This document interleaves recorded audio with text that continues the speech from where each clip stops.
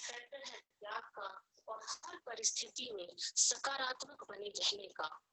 क्योंकि कहा भी जाता है कि अगर आप किसी चीज को पूरी शिद्दत से चाहते हैं तो पूरी कायनात आपको उससे मिलाने की साजिश में लग जाती है। लेकिन हाँ, ये भी है कि जाने अनजाने हम अपने जिंदगी में बहुत कुछ ऐसा करते हैं जो हमें कभी नहीं करना चाहिए, और जाने अनजाने ही सही हम अपनी जिंदगी में बहुत कुछ ऐसा भी कर जाते हैं जो हमें हमेशा और लगातार करना चाहिए। साथियों, लेकिन हमें बताएगा कौन कि हम क्या करें और क्या ना करें, हम क्या सही कर रहे हैं या गलत कर रहे हैं। ये तो वही बता सकते हैं जिन्होंने अपनी जिंदगी को दूसरों के लिए एक प्रेरणा स्रोत बनाने का काम किया है और अपनी जिंदगी में कई तूफानी झंझावातों का सामना भी किया है और जिंदगी में कई उतार चढ़ाव भी देखे हैं, और आज मल्टी लेवल मार्केटिंग की दुनिया के वो बादशाह हैं। जी हाँ साथियों, मैं बात कर रही हूँ द कैप्टन ऑफ जेएमवीडी माननीय राजेश श्रीवास्तव सर की। क्योंकि जिन्होंने अपनी जिंदगी में इस बात को प्रूव किया है कि कश्तियों का अस्तित्व नदी के किनारे खड़े रहने में नहीं बल्कि पानी में उतरकर लहरों को चीरते हुए आगे बढ़ने में है। फ्रेंड्स, एक बार फिर से हम सभी के सामने वो गोल्डन अपॉर्चुनिटी आई है दद्दा जी से लगातार मुखातिब होने के लिए, और उनको सुनने का जो अवसर मिलता है वो ऐसे ही हम सभी को लगातार मिलता रहे, ऐसी ही मेरी कामना है। तो आइए मिलते हैं संडे दोपहर 2 बजे जेएमवीडी बिजनेस की ऑनलाइन मीटिंग में। इसी के साथ आप सभी लोगों का बहुत बहुत आभार, धन्यवाद।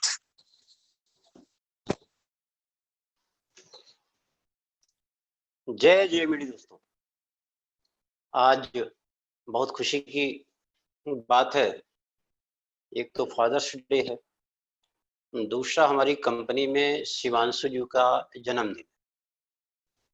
तो सबसे पहले शिवांशु जी को जन्मदिन की ढेर सारी बधाइयाँ। ईश्वर इनको समृद्धि दे, सफलता दे, कामयाबी दे, सद्बुद्धि दे, सत्संगत दे, और ये निरंतर अग्रसर रहें प्रगति के पथ पर। इसी के साथ मैं एक छोटी सी स्टोरी के साथ इस मीटिंग की शुरुआत करता हूं,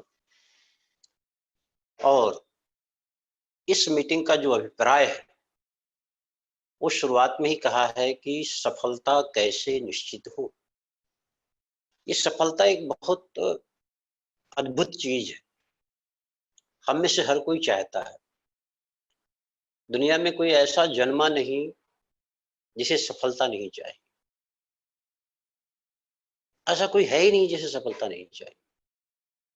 किंतु सफलता के लिए करना क्या पड़ता है, कैसे हम उसको अपना साथी बना लेते हैं, सहयोगी बना लेते हैं, कैसे वो हमारी माशूका बन जाती है, कैसे वो हमारी धड़कन बन जाती है। आइए हम आज इस पर चर्चा करते हैं। हमें उम्मीद है कि आप सब तैयार होंगे, और एक स्टोरी के माध्यम से मैं अपनी मीटिंग की शुरुआत करने जा रहा हूँ। स्टोरी ये है कि समुद्र के किनारे एक बच्चा लहरों को देख रहा था। उसकी चप्पल वहां पर थी और लहरें उसकी चप्पल को ले जाते हैं अपने साथ।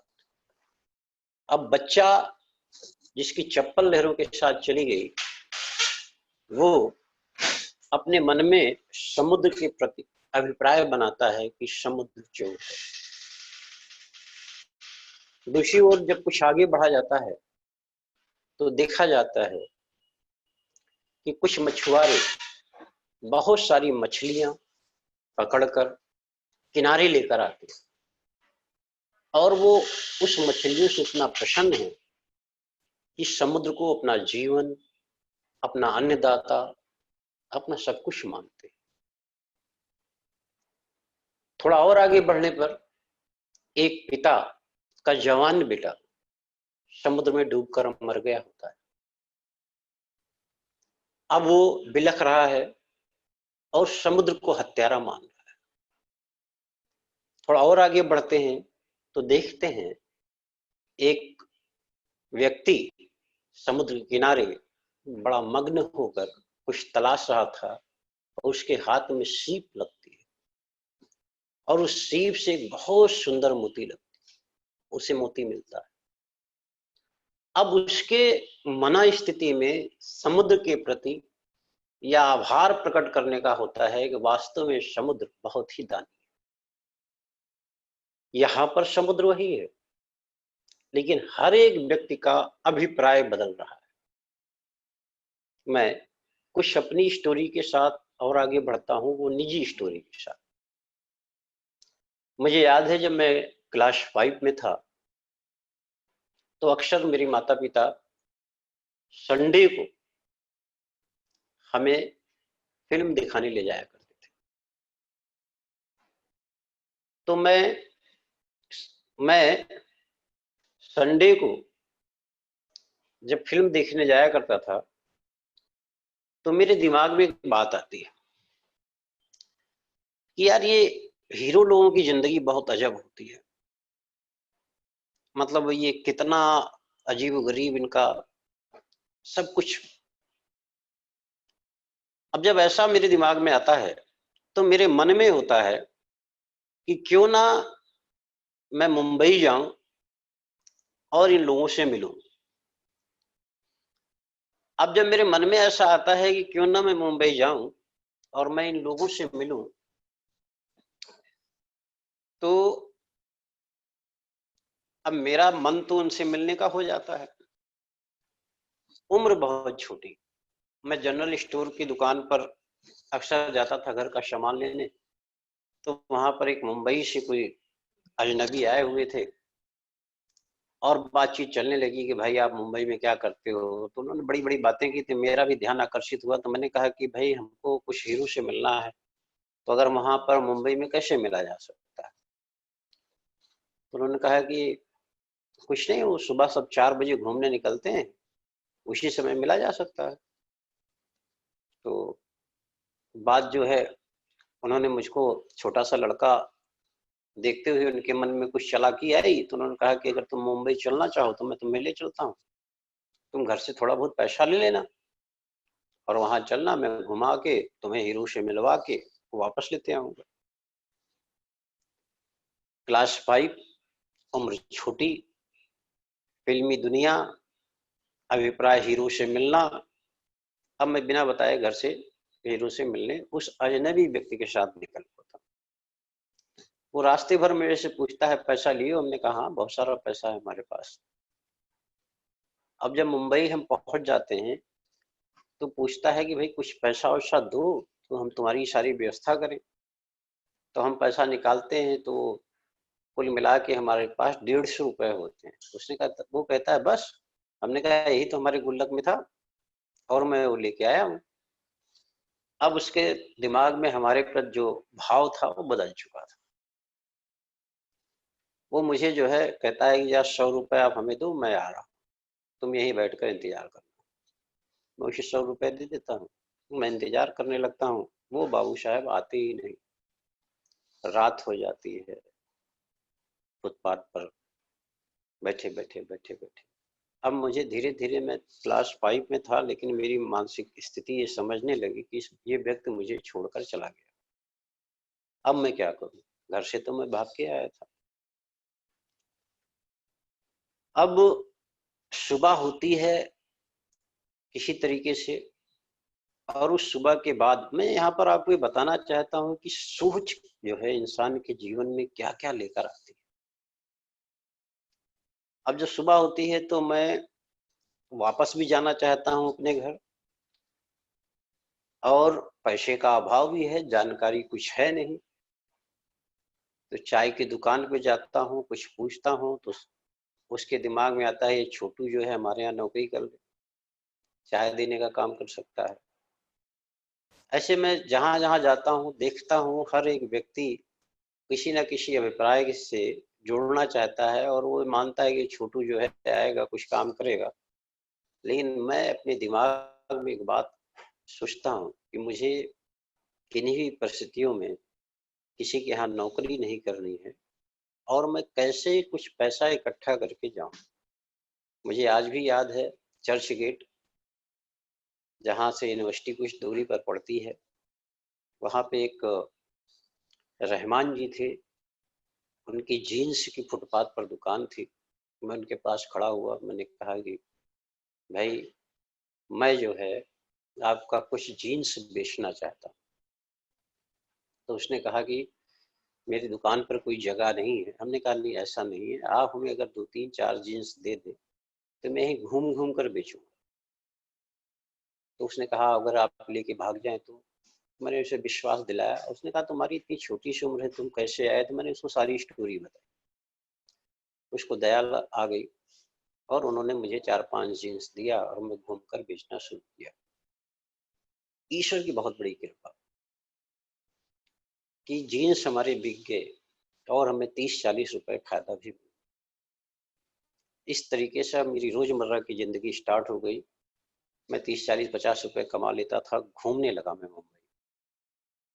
8-10 दिन में मुंबई खूब घूमा, क्योंकि मैं थोड़ा सा काम करता था, जो पैसा मिलता था फिर मैं उससे जो है लोकल ट्रेन से यहाँ वहाँ जाना, समुद्र के किनारे जाना, एक घूमने की व्यवस्था हो गई। और एक धर्मशाला में हमारी व्यवस्था हो गई थी, वहाँ मैं रहने लगा था। 10 दिन बाद मुझे घर की याद आई और मैं वापस घर आने के लिए तैयार हो गया। रहमान जी ने हमारी मदद की, मुझे ट्रेन पर बिठाया और मैं घर आया।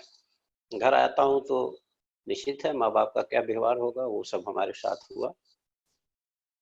और फिर धीरे धीरे मैं पढ़ने लगा। मेरा यहाँ से एक अभिप्राय है कि उस समय जो ये सोच आई थी कि मैं किसी के यहाँ नौकरी नहीं करूंगा, लोगों के दिमाग में या मेरे मनस्थिति में हो सकता है कि मेरा ईगो था कि मैं कहीं नौकर नहीं बना।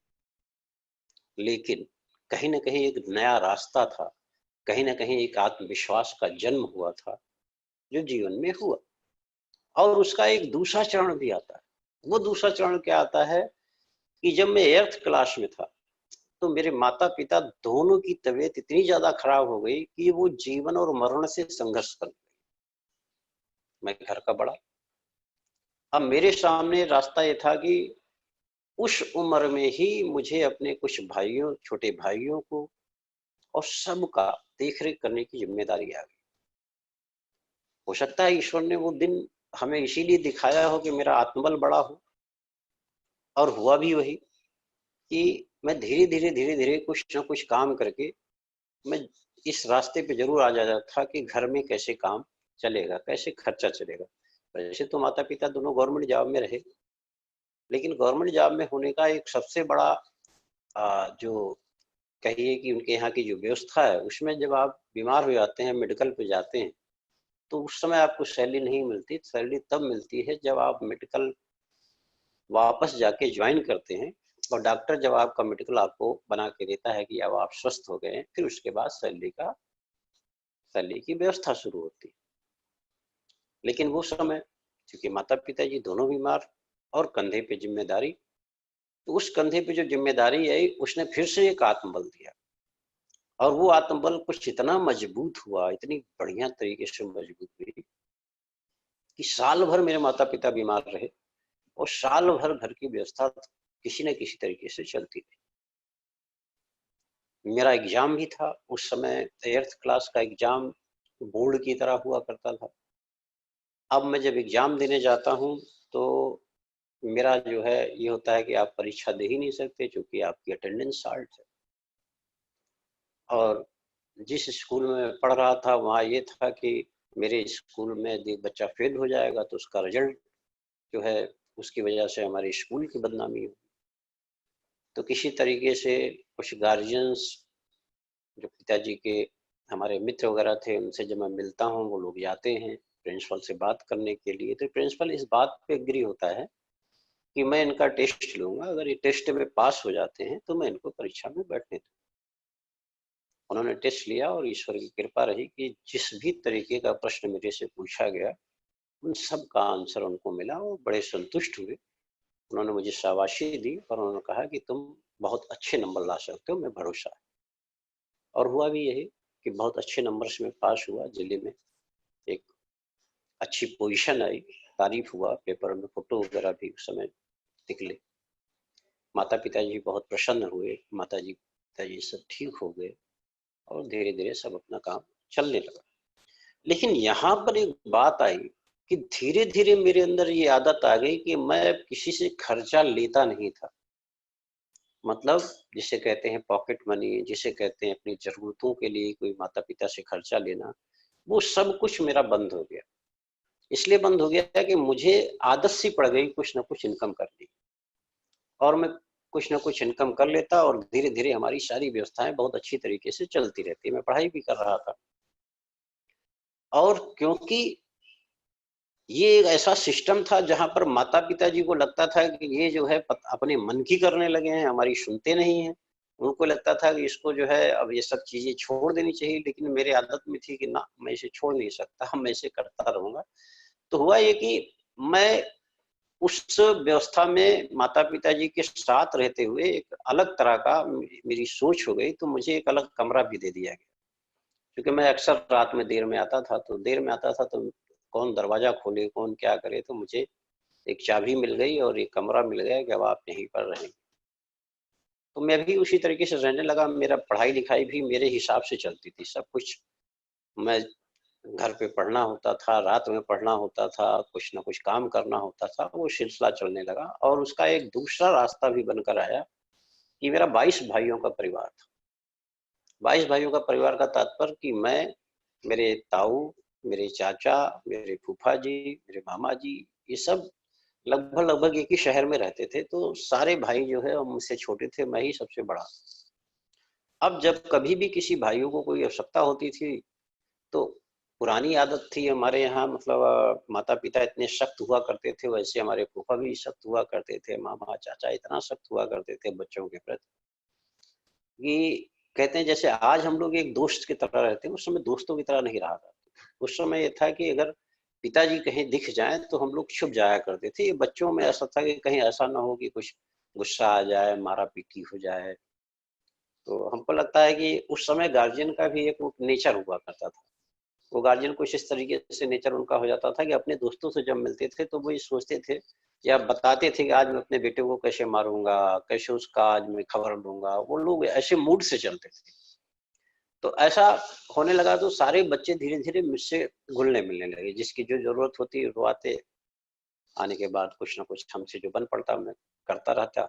धीरे धीरे मुझे एक उपनाम मिल गया दद्दा का। अब दद्दा कोई दादागिरी वाला नाम नहीं था, ये बच्चों का स्नेह और प्यार था, जिसकी वजह से मुझे एक दद्दा का उपनाम मिला। और धीरे धीरे मुझे लोगों ने दद्दा कहना ही शुरू कर दिया। यहाँ इन सब बातों के साथ कुछ ना कुछ मैंने एक समुद्र की स्टोरी बताई थी आपको, और संभावना यह है कि आप उससे क्या लेंगे ये आपकी मर्जी पर निर्भर करता है। मैं बात आगे बढ़ाता हूँ। धीरे धीरे सिलसिला आगे बढ़ने लगा, और जीवन में एक बार फिर एक घटना घटती। मैं कोयम्बटूर जाता हूँ CRI पंप समरसेबुल की एजेंसी लेने के लिए, और मैं वहां से एजेंसी लेके लौटता हूँ। चेन्नई जब पहुंचता हूँ तो वहां मेरी स्थिति ये होती है कि मेरा पॉकेट वगैरह सब कट जाता है। और आज तक उस चेन्नई के उस दिन की घटना के बाद आज तक मैं बटुआ नहीं रखता। उस समय मुझे बटुआ रखने का बड़ा शौक था। मेरा बटुआ चला जाता है, मेरा सामान चला जाता है, लेकिन आत्मविश्वास में ताकत थी। कोयम्बटूर वापस जा नहीं सकता था, इस तरह का फोन, इस तरह की ऑनलाइन की कोई व्यवस्था नहीं थी। समुद्र के किनारे जाता हूँ, वहां संगमरमर की कुछ मूर्तियां बिक रही होती है, उनसे मूर्तियां लेकर समुद्र के तट पर उसे बेचकर अपना खर्चा निकाल कर फिर मैं अपने यहाँ वापस आ जाता। अब ये सारी व्यवस्था तो चलने लगी। इसी बीच में मैंने आपको पीछे स्टोरी बताया था कि भाई नेटवर्क कैसे करना है, क्या करना है, क्यों करना पड़ा, कैसे इसका ज्ञान हुआ, इस पर पीछे चर्चा हो चुकी है। अब मैं आपको बताता हूँ कि नेटवर्क जब मैंने करना शुरू किया तो उसको मैंने समझना शुरू कि आखिर ये नेटवर्क है क्या, और क्यों, मतलब इसकी गहराई क्या है। अब जब मैं गहराई समझने की कोशिश करने लगा तो मुझे ये लगा कि भाई हर एक व्यक्ति अपने जीवन में अपना समय बेचता है। कोई 8 घंटे काम करता है, कोई 10 घंटे काम करता है, और उसी हिसाब से वो पैसा लेता है। अब जब ये उसी हिसाब से पैसा लेता है तो एक आदमी के पास 24 घंटे से ज्यादा है नहीं, और 24 घंटे से ज्यादा काम कर नहीं सकता। तो ये अमीरी क्या है, आखिर अमीरी की खेती क्या होती है? उस खेती को करने के लिए मुझे ये पता चला कि धरती में किस तरह का बीज बोना चाहिए।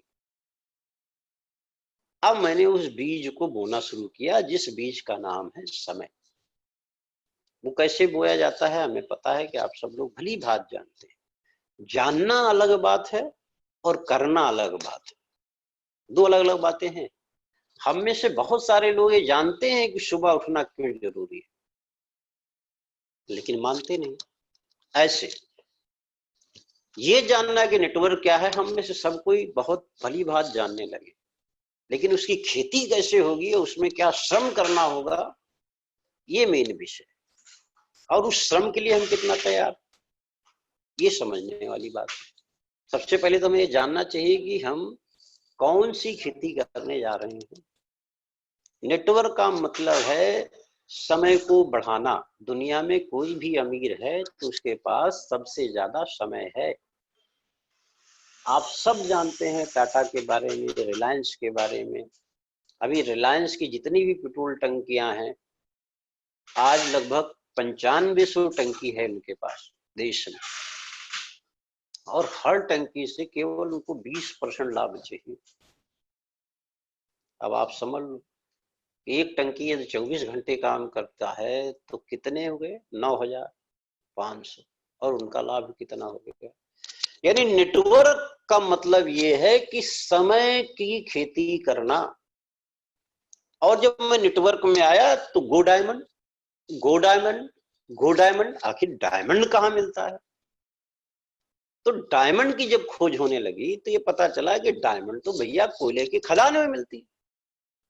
अब कोयले के खदान में जाने का मतलब ये हो गया कि भाई आप समझ ही रहे हो कि कितनी मेहनत करनी पड़ेगी, न जाने कितना टनों कोयला निकालना पड़ेगा, तब आपकी हीरे से मुलाकात होगी। इसका मतलब कि जब आप नेटवर्क करेंगे तो न जाने कितने लोगों का समूह बनाना पड़ेगा, तब जाके आपको एक हीरा, 2 हीरा, 3 हीरा, 4 हीरा, 10 हीरा मिलेगा। समूह बनाना पड़ेगा। अब जब आप समूह बनाएंगे तो आपका समय बढ़ेगा, और समय बढ़ेगा तो आप डायमंड पे जाएंगे। और जब मुझे ये अवसर मिला तो वो भगवान की महान कृपा थी कि उस समय 3 पैंट 3 शर्ट के अतिरिक्त कुछ नहीं था। इसका मतलब रिसाइकलिंग नहीं थी, और रिसाइकलिंग नहीं थी तो भी नेटवर्क बनाना था। तो हम लोगों को ये बात समझ में आई कि 130 करोड़ लोगों का देश है, और 130 करोड़ लोगों को मुझे कपड़ा पहनाना है, यानी कि इतना बड़ा नेटवर्क बनाना है।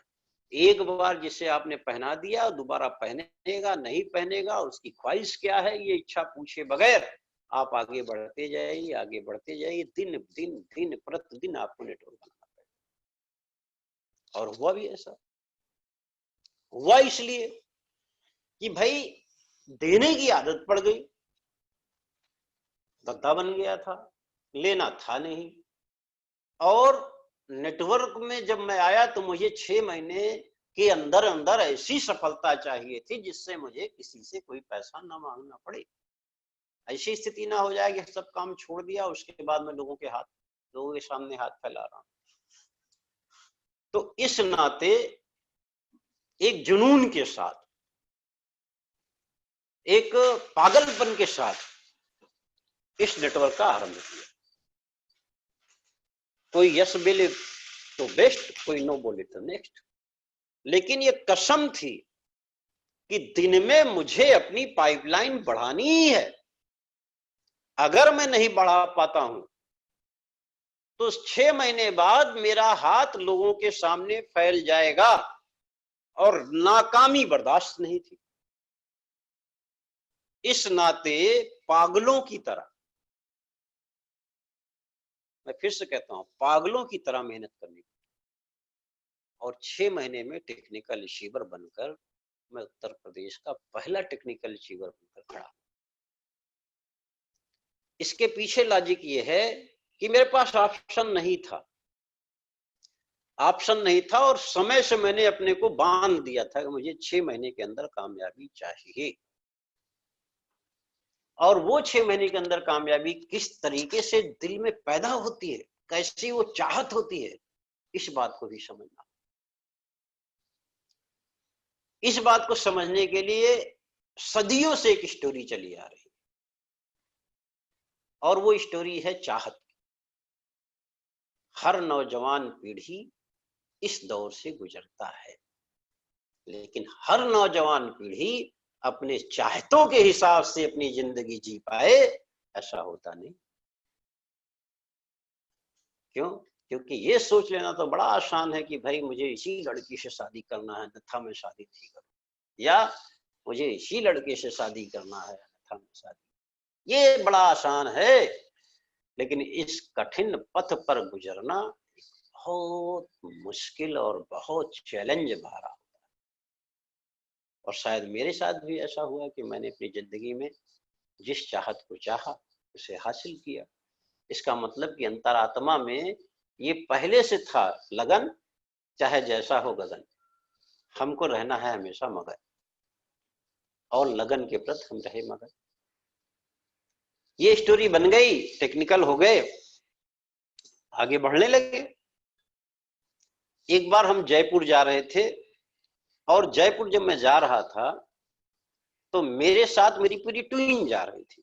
उसमें मेरी पत्नी भी थी, रमेश जी की भी पत्नी थी, रमेश जी, पंकज जी, उपेंद्र त्रिपाठी जी, ऐसे तमाम सहयोगी, पूरा ट्रेन जो है उसमें से 15-20 लोग हम लोग जा रहे थे। अब चूंकि मैं मेंटर हो गया था लोगों का, तो लोग कुछ ना कुछ सीखने का हमेशा प्रयास किया करते थे। तो उसमें किसी ने कहा कि ये दद्दा से आज हमें ट्रेन में ज्वाइनिंग कैसे की जाती है ये सीखना। अब ट्रेन में ज्वाइनिंग कैसे कराई जाए किसी अपरिचित व्यक्ति की, ये सब लोगों ने मेरे सामने प्रस्ताव रखा। तो मैंने कहा पहले आप लोग ट्राई करो। तो वहां पर एक लड़की बैठी थी जो कॉलेज गर्ल थी। अब लोगों ने कहा कि दद्दा वैसे तो किसी को भी ज्वाइन कराया जा सकता है, आपको इसे ज्वाइन कराना है। मैंने कहा भाई आप लोग प्रयास कर लो, फिर हमारा नंबर लगाना। अब यहाँ पर तो वो बात थी शिक्षा की कि भाई आपकी परीक्षा है। हो गई परीक्षा, लोगों ने प्रयास किया और बाद में मेरा भी नंबर आया। और उसको बेचना क्या है, पैंट शर्ट। और कौन सा पैंट शर्ट जो न मुझे पसंद न उसे पसंद, क्योंकि उसमें तो आपको पसंद करने का कोई चॉइस ही नहीं होती थी, रास्ता ही नहीं होता था। अब भगवान की कृपा रही, सारे लोग रहे, और वो भी बेचने में हम सफल हुए, और उसी ट्रेन में हम उसकी ज्वाइनिंग कराने में सफल। ये परीक्षा हो गई। लेकिन इस परीक्षा के बाद मेरे मन में आया कि हमें लगता है मेरी टीम को कुछ सीख देना चाहिए, कुछ सिखाना चाहिए कि कैसे अजनबी से बात की जाती है, कैसे जो है मतलब मनचाही ज्वाइनिंग कराई जाती है। तो फिर मैं लखनऊ आया और मैंने गुरुकुल की स्थापना की। अब जब मैंने गुरुकुल की स्थापना की तो उस स्थापना में मैंने बहुत सारे बच्चों को, यानी जो डिस्ट्रीब्यूटर्स थे, उनको अजनबी से बात करना, अपनी नित्य लिस्टें बनाना और उनको ज्वाइन कराना, ये सिखाने का जिम्मा लिया। इस क्रम में ओम जी, रमेश जी, रोहन जी और बहुत सारे बच्चे जो रोज सुबह नॉकिंग करने जाते थे। नॉकिंग करने का मतलब यह है कि अजनबी के दरवाजे पे जाना, दरवाजे पे आवाज लगाना, और कोई आए उसको बताना कि मैं आपसे कुछ बात करना चाह रहा हूं। कोई कहता था कि आप आइंदा मेरे पास दोबारा मत आना। मतलब ऐसे 20 दरवाजों के बाद कहीं एक बार कोई ऐसा मुस्कुराता हुआ चेहरा मिलता था जो ये कहता था कि भाई मैं आपकी सुन लूंगा। कोई से पानी पूछ लेता था, कोई कुछ कर लेता था। ये सिलसिला शुरू। और मैं आज दावे के साथ कह सकता हूं कि इस सिलसिले में जितने भी बच्चे शामिल थे जो नॉकिंग किया करते थे, उनमें से कोई भी बच्चा आज असफल नहीं है, कोई भी। इनमें सब में एक काबिलियत है, चाहे जिस क्षेत्र में जाएं उस क्षेत्र में ये सफल हो जाते हैं। उसका मूल कारण ये है कि इनके अंदर ये जज्बा पैदा हो गया कि हमें 10 इनकार के बाद एक हाँ मिल सकती है। मेरा प्रयास मुझे कितनी भी बार, हमें कितनी भी बार लोग मना क्यों ना करें, लोग हमें तोड़ें, मेरे इरादे को तोड़ दें, लेकिन मेरा इरादा मजबूत होगा जब तक अपने लक्ष्य की तरफ नहीं बढ़े। और हुआ भी ऐसा। लक्ष्य की तरफ लोग अब बड़ी आसानी से बढ़ जाते हैं। और उसका एक बहुत बड़ा जीता जागता उदाहरण है। और वो जीता जागता उदाहरण क्या है? वो जीता जागता उदाहरण ये है कि हमारे सिस्टम में अवेयरनेस है। और वह अवेयरनेस अगर आज भी देखा जाए तो रमेश का नंबर 1 अवेयरनेस है। वो आज भी कहीं भी हर दिन नित्य ज्वाइनिंग कराने की क्षमता रखते हैं। यही नहीं, वो जहां पर भोजन करते हैं वहां पर भी प्रोडक्ट बेच देते हैं पैसे के बदले। अभी पीछे योगेंद्र जी ने बताया था, उनके नेचर में है। किसी को खाना है, कुछ भी खाना पीना, होटल में जाना रहना, बदले में प्रोडक्ट शेयर कर देते। ये उनके नेचर में है। क्यों नेचर में है? क्योंकि उनका आत्मविश्वास और उनकी कार्य करने की पद्धति ऐसी बन चुकी है। यही आदत आप रमेश में भी पाएंगे, यही आदत आप पंकज में भी पाएंगे, और यही आदत आप रोहन में भी पाएंगे, और यही आदत आप ओम में भी पाएंगे। लेकिन मैं दोस्तों कुछ और बात करने जा रहा हूं। वो बात यह है कि सफलता जो है वो कैसे हमसे रूठ जाती है। हमारे पास आती तो है, आते ही रूठने कैसे लगती है, और मनाने का दौर कैसे चलता है। ये रूठने मनाने का दौर क्या है? देखिए, जब हम सफल होते हैं, किसी मुकाम पे जाते हैं, जैसे मान लो कि मैं रॉयल्टी अचीवर बन गया, फर्ज करो अब मैं रॉयल्टी अचीवर बन गया या मैं किसी का अपलाइन हूं, तो अपलाइन बनने के बाद मेरे दिमाग में एक भूमिका आ जाती है। वो भूमिका कौन सी होती है कि मैं राजा हो गया, मैं राजा बन गया। अब राजा बनने का तात्पर्य, मेरा कहने का तात्पर्य यह है कि जो टीम है वो टीम अब उनके हिसाब से चलनी चाहिए। अगर वो कहते हैं टीम में कि आपको ये काम करना है तो आप ये काम कीजिए, अन्यथा वो आपसे नाराज। और वो यहां तक मान बैठते हैं कि ये व्यक्ति अब मेरे टीम में मेरा कहा नहीं मान रहा है तो मैं इसका करियर कैसे खत्म कर दूं। अभी जैसे सुशांत सिंह राजपूत की एक घटना है, कुछ लोगों को ईगो प्रॉब्लम आ गई, तो ईगो प्रॉब्लम आ गई तो एक बढ़ते हुए करियर को कैसे डुबाया जाए, साजिश हुई। ऐसे इस संगठन में भी असफलता का मूल कारण यही है कि हम जिस पेड़ पर बैठे होते हैं उस पेड़ को कैसे काटा जाए, इसका काम करने लगते हैं। क्यों? क्योंकि मुझे लगता है कि ये टीम मेरी मर्जी के खिलाफ चली गई। अरे ऐसे कैसे हो गया? हम एक ऐसे अपलाइन बन जाते हैं जो कि अपने यहां अपनी मर्जी कैसे थोपी जाए, जाने अनजाने में वो टीम कैसे मेरे बिना इधर उधर हिल गई तो, और देखते देखते मैं अपनी ही टीम का सबसे बड़ा दुश्मन बन जाता हूं। वो और आगे कैसे बढ़ता है भाई? जब आप आते हैं 2 4 6 10 लोगों से मिलकर आप नेटवर्क बनाते हैं, और बाद में फिर क्या होता है? बाद में आप अपना काम छोड़ देते हैं, और काम छोड़ने के बाद आपका एक ही काम हो जाता है कि जो नेटवर्क है उसी नेटवर्क के सहारे आप किसी न किसी को प्लान देने लगते हैं। अब यहां पर चूंकि आप अपलाइन बन चुके हैं, तो आप जब आते हैं तो आपको सरसर कहा जाता है। तो अब आप ये एक बात समझो, इसको फिर से दूसरी तरीके से समझते हैं। जंगल का एक शेर है। अब जंगल में जो शेर रहता है वो शिकार करता है और अपना जीवन यापन करता है, लेकिन वो शेर जिधर से गुजरता है जंगल को आभास हो जाता है कि इधर शेर आ रहा है। उसी शेर को जब पालतू बना दिया जाता है, अब उसको जो भी खाना पीना है उसे सर्व किया जाने लगता है। शेर आदी हो जाता है। एक दिन उसे वापस जंगल में छोड़ दिया जाता है। अब शेर शिकार करना भूल गया, शेर शिकार नहीं कर पा रहा है। क्यों? क्योंकि वो तो आदी बन गया है, जब भोजन आएगा तो खाएगा। और उस शेर की दशा ये होती है कि जंगल में जो कुत्ते होते हैं ना, जो शेर के दहाड़ से वो कुत्ता उनका शिकार कर जाता है। ऐसे सिस्टम में कई बार अपलाइन जो शेर हैं, जिनके एक दहाड़ से, जिनके चलने से, जिनके गरज से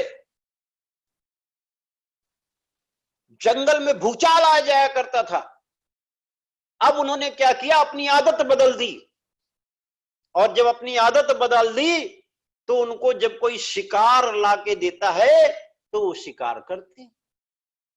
मेरा तात्पर्य यहां है कि अपलाइन निजी ज्वाइनिंग भूल जाता है, अब वो टीम के सहारे चलना लगता है। उसे चाहिए सम्मान, उसे चाहिए ऐसा मान जिसकी वजह से दुनिया उसे जाए जान। वो लेता है ठान, ना ना अब तो मुझे कुछ नहीं करना है, अब ये करेगा, ये मेरा बैग उठाएगा, ये आगे जाएगा, ये मुझे लोगों से मिलाएगा, मैं इसे ज्ञान बताऊंगा और वापस घर आ जाऊंगा। अब अपलाइन की भूमिका ये हो जाती है। अब जब अपलाइन की भूमिका ये हो जाती है तो डाउनलाइन की भूमिका क्या होगी? जो देखता है, जिस चीज की नकल करता है, वही तो सीखेगा। 4 लोगों की ज्वाइनिंग के बाद वो अपलाइन बन जाता है और फिर वो चलाने लगता है अपना चक्र। कामयाबी किसकी है ये ढूंढना होगा, कामयाब कौन होना चाहता है ये आपको जानना होगा, किस रास्ते पर आप जाना चाहते हैं ये आपको तय करना होगा। आपकी अपनी जिंदगी है, आपकी अपनी मंजिल है, आपकी अपनी चाहत है, लेकिन जिम्मेदार कौन हो गया? एक ऐसा अपलाइन जिसकी चाहत में स्वाभिमान भरा हुआ है, ईगो भरा हुआ है। अगर असली कोई आपको सच्चा आपको कोई अपलाइन मिलेगा तो वो भी आपकी तरह ग्राउंड वर्क करता हुआ मिलेगा। जैसे आज मैंने कहा, आज भी रमेश का अवेयरनेस सबसे ज्यादा है। क्यों? क्योंकि आज भी वो राह चलते ज्वाइनिंग कराया करते हैं, आज भी राह चलते वो प्रोडक्ट बेच दिया करते हैं, आज भी राह चलते किन्हीं भी परिस्थितियों में अपनी ऊर्जा कभी उन्होंने खोने नहीं दी, अपनी क्षमता कभी खोने नहीं दी। और अगर अपनी क्षमता कभी खोने नहीं दी तो उनकी सफलता में भी कोई बाधक नहीं बन सकता। और हमारे आपके साथ ऐसा होता है, हम गलत मानसिकता से घिर जाते हैं। हमारी डाउनलाइन अगर किसी और के मीटिंग में चली जाए तो यह विषय बन जाता है, हमारी और डाउनलाइन किसी और से बात कर ले तो यह विषय बन जाता है, यह हमारे क्रोध का कारण बन जाता है। और अगर ये मेरे क्रोध का कारण है तो हमारी डाउनलाइन भी समाप्त हो जाती है और हमारा इरादा भी मिट जाता है। यह होता है हमारे साथ, हम सब ऐसा करते हैं। और ऐसा करते हैं तो सालों साल संघर्ष करते हैं। कौन कहता है नेटवर्क में इनकम नहीं है? अगर 1 साल के अंदर कोई 1 लाख रुपए महीने नहीं कमाता, ये उसकी जिम्मेदारी है, उसकी जवाबदेही है। नेटवर्क का मतलब 1 साल में 1 लाख, 2 साल में 2 लाख, 3 साल में 3 लाख, 4 साल में 10 लाख अगर वो नहीं कमा रहा है तो कहीं ना कहीं उसकी गतिविधि है खराब। एक 6 माह का बच्चा जब बकैया बकैया चलता है, लोग हंसते हैं, खुश होते हैं। लेकिन वही बच्चा साल भर बकैया बकैया न चलने लगे तो मां बाप के चेहरे पे शिकन आ जाती है। अगर वही बच्चा 2 साल भर न चल सके तो मां बाप परेशान हो जाते हैं, अरे बाप रे मेरे साथ क्या हो गया, कौन सा अन्याय हो गया, मेरा लड़का अपंग हो गया। यहां 4-4 साल रहने के बाद भी आप चलना नहीं सीख पाते। क्यों नहीं सीख पाते? क्योंकि आपके भीतर घोर अंधेरा है और उस घोर अंधेरे के पीछे आप जिम्मेदार। आप मत चलाइए किसी को। क्यों उंगली पकड़ लेते हैं हमेशा डाउनलाइन की? क्यों आप चाहते हैं कि वो हमारे ही जरिए किसी को प्लान दिखाए? क्यों आप चाहते हैं हर चीज में उसके साथ जाके करूं? और डाउनलाइन क्यों ऐसा चाहता है कि हमेशा मैं अपने अपलाइन की उंगलियां पकड़ूं? अरे भाई, जिंदगी आपका है, व्यापार आपका है, आगे बढ़ना आपका है, आप आगे जाना चाहते हो, आपकी सफलता है, आपका व्यवसाय, जहां से आप शुरू है सब चीज की जिम्मेदार आप हैं। लेकिन नहीं, आपको हमेशा सहारा चाहिए। अरे भाई, आप नदी में किसी भी तरीके से कुशल तैराक बन ही नहीं सकते जब तक आप किसी का सहारा लेकर तैरने की कोशिश करो। जिस दिन आप अपने दम पर तैरना शुरू कर जाओगे, आपका गुरु भी आपका शिष्य बन जाएगा। इसलिए मेरे भाई, आपको सोचना कहां गलती हो रही है, सफलता कैसे निश्चित हो, ये चैप्टर है आज का। और आप सोचो कि आप अपने ही सफलता में कितने बड़े बाधक हो। आप एक गुरु हो, मान लो मैं एक खिलाड़ी हूं और मेरा एक गुरु है, बहुत अच्छा, दुनिया का सबसे बढ़िया बॉलर है, और मुझे वही बॉलिंग फेंकता है, बार बार बॉलिंग फेंके जा रहा है, बार बार बॉलिंग फेंके जा रहा है। मैं उसी के बॉलिंग पर खूब अपने आप को चौका छक्का मार के प्रसन्न हो रहा हूं। मैदान में जाता हूं, विभिन्न प्रकार की बॉल आती है और मैं फेल हो जाता हूं। क्यों? क्योंकि मैं खिलाड़ी तो बन ही नहीं पाया। खिलाड़ी तो आप तब बनेंगे जब विभिन्न बॉलरों का सामना करेंगे। इसी तरीके से जब आप उंगली छोड़कर अपनी जिम्मेदारी को स्वयं निभाना शुरू करेंगे, तो दुनिया की कोई ताकत नहीं है जो आपको असफल करे, कोई ताकत नहीं। और सभी ऐसे कामयाब लोगों से मेरी दरख्वास्त है, मेरी याचना है, मेरी प्रार्थना है कि आप एनालिसिस करें कि कहीं आपके टीम में ऐसा तो नहीं हो रहा है कि आप बरगद का पेड़ बन गए हो, अपने छाये में ऐसी जिंदगियां पनपा रहे हो जो कभी पौधे के अलावा वृक्ष का आकार ही न ले सके। लोगों को करने दो, लोगों को करने दो, उनका हाथ छोड़ो, उनके आप केवल गाइडलाइंस बन सकते हो, उन पर अपना विचार थोपना बंद करो। और जिस दिन आप अपना विचार थोपना बंद करेंगे, आपकी डाउनलाइन भी, उसकी भी जिज्ञासा, उसकी भी कल्पना, उसकी भी इच्छा अच्छा बनने की हो जाए। मेरा तात्पर्य यहां केवल इतना सा है, देखिए, सिखाना तो पड़ेगा, सिखाइए। अगर आप नहीं सिखाएंगे तो कोई और सिखा भी नहीं पाएगा। लेकिन ऐसे मत सिखाइए कि वो अगर उठे तो मेरे कहने पर उठे, वो बैठे तो मेरे कहने पर बैठे, वो किताब का कौन सा पन्ना पढ़ेगा ये मेरी मर्जी का होना चाहिए। जिस दिन आप ऐसे सिखाएंगे, उस दिन वो डाउनलाइन कभी पनप नहीं पाए। उसके विचारों में स्वतंत्रता आने दीजिए, उसका विचार बढ़ने दीजिए।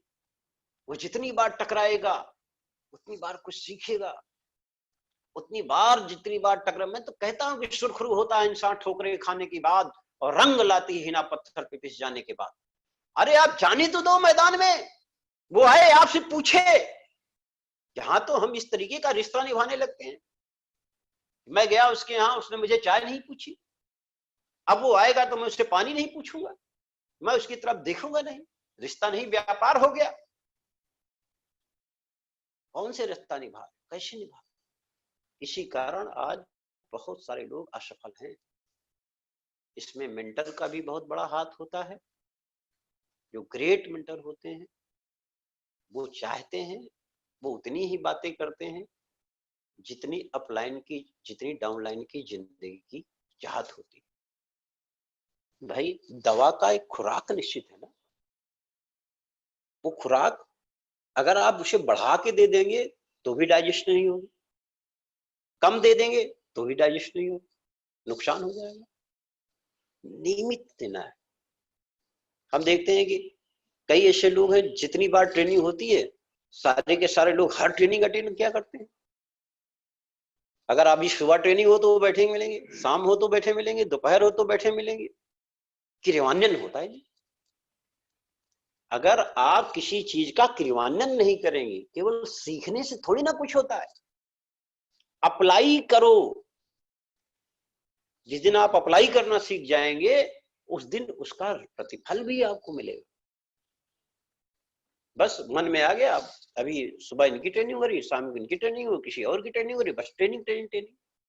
अगर आपको बोलने का मौका दे दिया जाए, आप अच्छा बोलेंगे भी, लेकिन आपसे अगर पूछ लिया जाए आपका अवेयरनेस क्या है, तो अवेयरनेस आपके पास है। तो मैं ये कह रहा हूं कि सफलता कैसे निश्चित हो, इसके भाग में आज चिंतन छिपा हुआ। अगर आप आत्मचिंतन नहीं कर रहे हैं तो संघर्ष आपका बड़ा है। इसीलिए मैंने आज उदाहरण दिया कि अगर कोई ये कह दे कि ओम की लिस्ट खत्म हो गई, मैं मानने को तैयार नहीं। अगर कोई कह दे कि रमेश की लिस्ट खत्म हो गई, मैं मानने को तैयार नहीं हूं। अगर कोई कह दे कि रोहन की लिस्ट खत्म हो गई, मैं मानने को तैयार नहीं। कोई कह दे पंकज की लिस्ट खत्म हो गई, मैं मानने को तैयार नहीं। ये जहां जाते हैं वहीं से लिस्ट शुरू हो जाती है। ऐसा क्यों होता है और ऐसा आपके साथ क्यों नहीं होता, ये आपको सोचना है। जिस दिन आप इस अंतर को समझ जाएंगे, उस दिन नेटवर्क भी आपके साथ वैसा ही व्यवहार करेगा जैसा आप चाहते हैं। साल में 1 लाख, 2 साल में 2 लाख, आप अपनी जिंदगी को अपने चाहतों के हिसाब से जी सकते हैं। ये ताकत है नेटवर्क। लेकिन आपको नेटवर्क की परिभाषा भी जानना पड़ेगा। यहां बुआई करनी है समय की, और जिस दिन आप समय की बुआई करना सीख जाएंगे, उस दिन उस पाइपलाइन से अगर बूंद बूंद भी आपके यहां आएगा तो सागर बन जाएगा।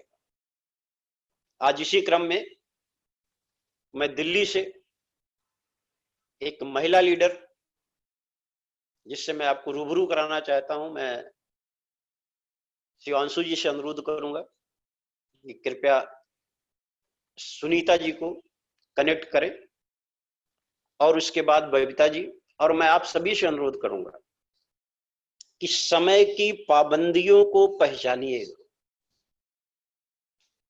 5 मिनट में आप वो कुछ बता सकते हैं जिसकी वजह से आपका एक अद्भुत करिश्मा लोगों को नजर आए।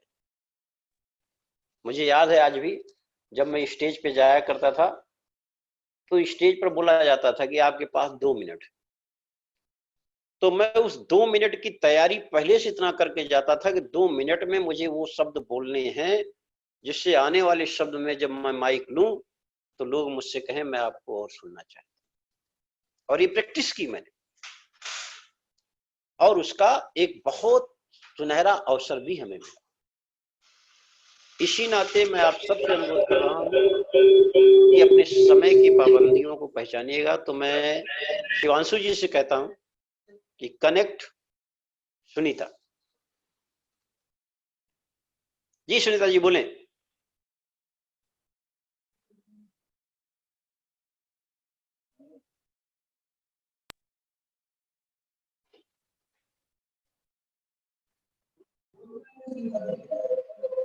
हेलो, बोलिए सुनीता जी। नमस्कार सर।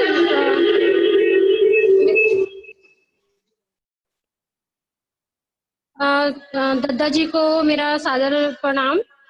और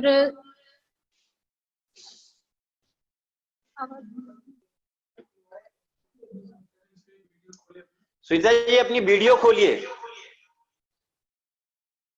आवाज सर आती क्लियर?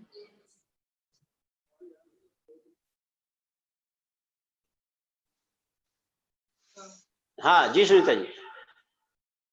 जी सर, मेरा पंकज सर और ओम सर और सभी सीनियर्स को मेरा नमस्कार। मैं दिल्ली से सुनीता विश्वकर्मा बात कर रही हूँ। और आज जो मुझे ये मौका मिला है अपनी कहानी बताने का, इसके लिए मैं सभी को धन्यवाद देना चाहूंगी। और आज हम पहले मैं अपने बारे में बताना चाहूंगी कि मैं यहाँ जेएमबीडी में कैसे आई। मेरा मैं पहले जॉब करती थी फरीदाबाद दिल्ली में।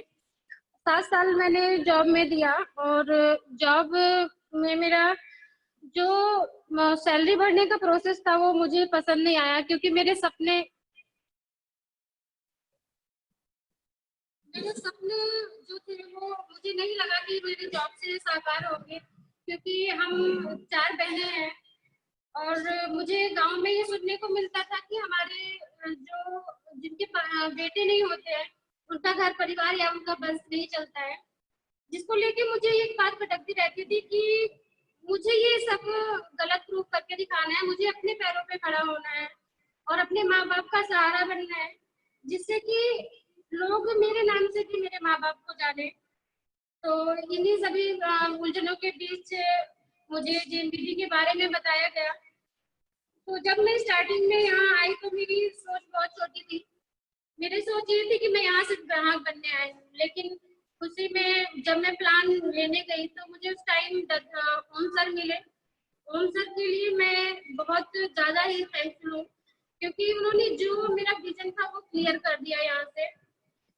क्योंकि मैं चाहती थी कि मुझे ज्यादा टाइम काम ना करना पड़े और जल्दी से जल्दी मैं अर्निंग कर पाऊँ और अपने फैमिली को ज्यादा से ज्यादा टाइम दे पाऊँ।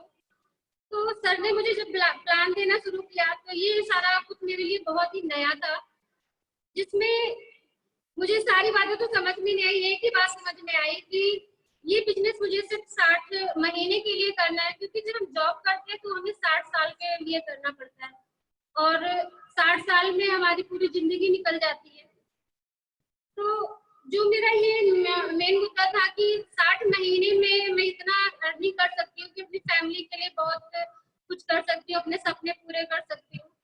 तो मैं यहाँ पे आई और सारे मीटिंग डिप्लोमा मैंने लेना शुरू कर दिया और इसमें हमारे सीनियरों का बहुत ही साथ रहा, जिसमें कि ओम सर हमें हमेशा सिखाते रहे और मीटिंग डिप्लोमा के बारे में जो भी है जानकारी दी उसको मैंने सारा सीखा और ज्यादा से ज्यादा फोकस मैंने सीखने पे किया है, क्योंकि अगर हम सीखते नहीं है तो हम आगे नहीं बढ़ सकते हैं। यहाँ लोग आते हैं और सोचते हैं आते ही हमें अर्निंग आनी शुरू हो जाए, हमें पैसा मिलना शुरू हो जाए, तो ऐसा नहीं होता। बिजनेस जब हम स्टार्ट करते हैं तो हमें बहुत टाइम लगता है, बहुत सारी उसमें प्रॉब्लम्स भी आती है, लेकिन उन प्रॉब्लम्स के साथ हमें आगे बढ़ते रहना है और आज हम वर्तमान में क्या पा रहे हैं इस पे हमें फोकस नहीं करना है।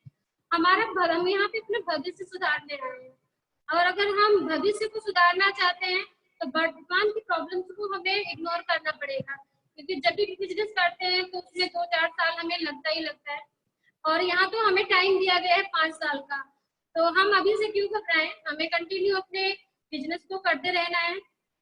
और इसमें लर्निंग सबसे मेन है।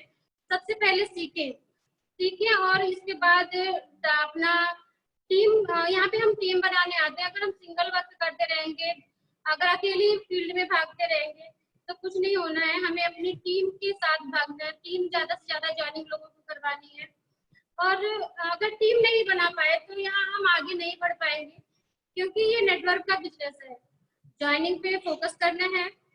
और जैसे अभी इस टाइम चल रहा है, बहुत सारे लोग ये प्रॉब्लम में है कि कोरोना का चल रहा है टाइम और इसमें हम बाहर नहीं निकल सकते हैं, तो इससे बिल्कुल नहीं घबराना है। हमारे पास इतने अच्छे प्रोडक्ट हैं। प्रोडक्ट की बात करूँ तो जब मैं इसमें आई थी, ज्वाइन कर किया था, तो उस टाइम मैंने वीडेंट का यूज किया, जो कि मुझे बहुत अच्छा लगा, क्योंकि मेरे दांतों में बहुत सारी प्रॉब्लम्स थी, जिसकी वजह से मैं अच्छे से अपना मतलब हेल्थ सही नहीं कर सकती थी। तो मैंने यहाँ जब वीडेंट यूज किया तो मुझे इसका वीडेंट का जो रिजल्ट आया वो बहुत ही अच्छा रहा। मेरे दांतों की सारी समस्याएं दूर हो गई।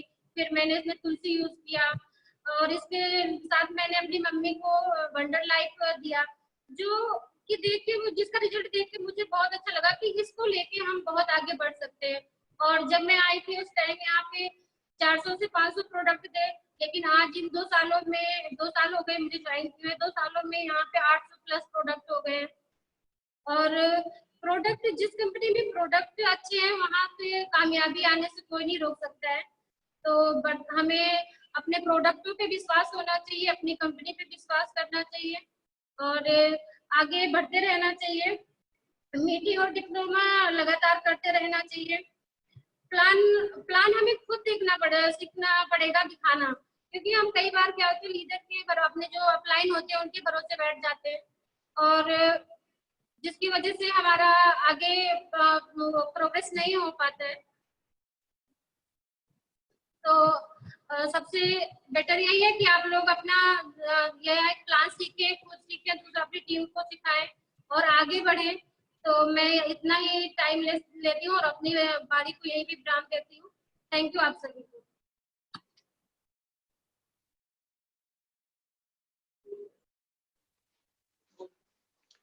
बबीता जी से अनुरोध करूंगा कि वो अपनी कुछ बातें 5 मिनट में कहें, बबीता जी। और मैं शिवांशी जी से कहूंगा कि कनेक्ट करें। शिवांशी जी को वैसे भी जन्मदिन की ढेर सारी बधाइयां आज मिली रही हैं, पंकज जी की तरफ से मिल रही हैं, रमेश जी की तरफ से मिल रही हैं, सभी जन्मदिन की बधाइयां दे रहे हैं। शिवांशु जी ले नहीं रहे हैं क्या? तो शिवांशी जी बधाइयां लेते रहिए।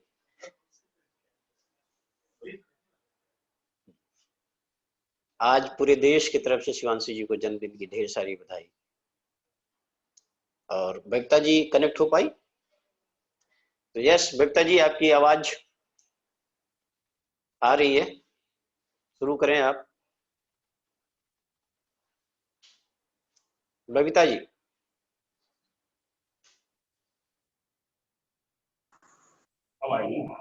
हेलो, नाम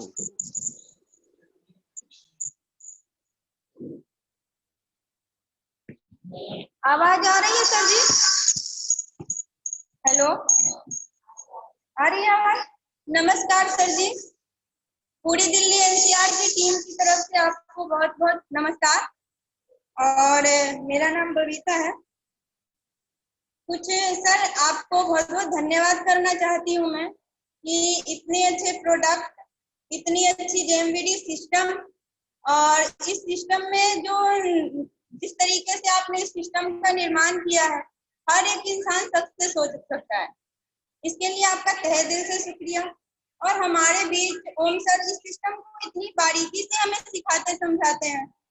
अगर अभी भी हम इस सिस्टम के साथ अगर कंपनी को आगे नहीं ले जा सकते हैं तो कमी हमारे अंदर आती है। तो बहुत बहुत धन्यवाद करती हूँ सर, और पूरी जीएमवीडी परिवार को मेरे तरफ से नमस्कार। मेरा नाम बबीता है और मैं दिल्ली एनसीआर फरीदाबाद से आपसे बात कर रही हूँ, और पीछे जिला वैशाली बिहार की रहने वाली हूँ। बहुत सपना था बचपन से कुछ ऐसा करने का, अलग करने का अपने परिवार से, लेकिन बहुत सारी बाधाएं, कहते हैं ना सपने हैं तो बाधाएं तो आती ही आती है। तो मेरी भी लाइफ में एक बाधा आई कि मेरे पापा बीमार हो गए, और उनकी बीमारी की वजह से हम 2 भाई 2 बहन हैं, और हमारी शादी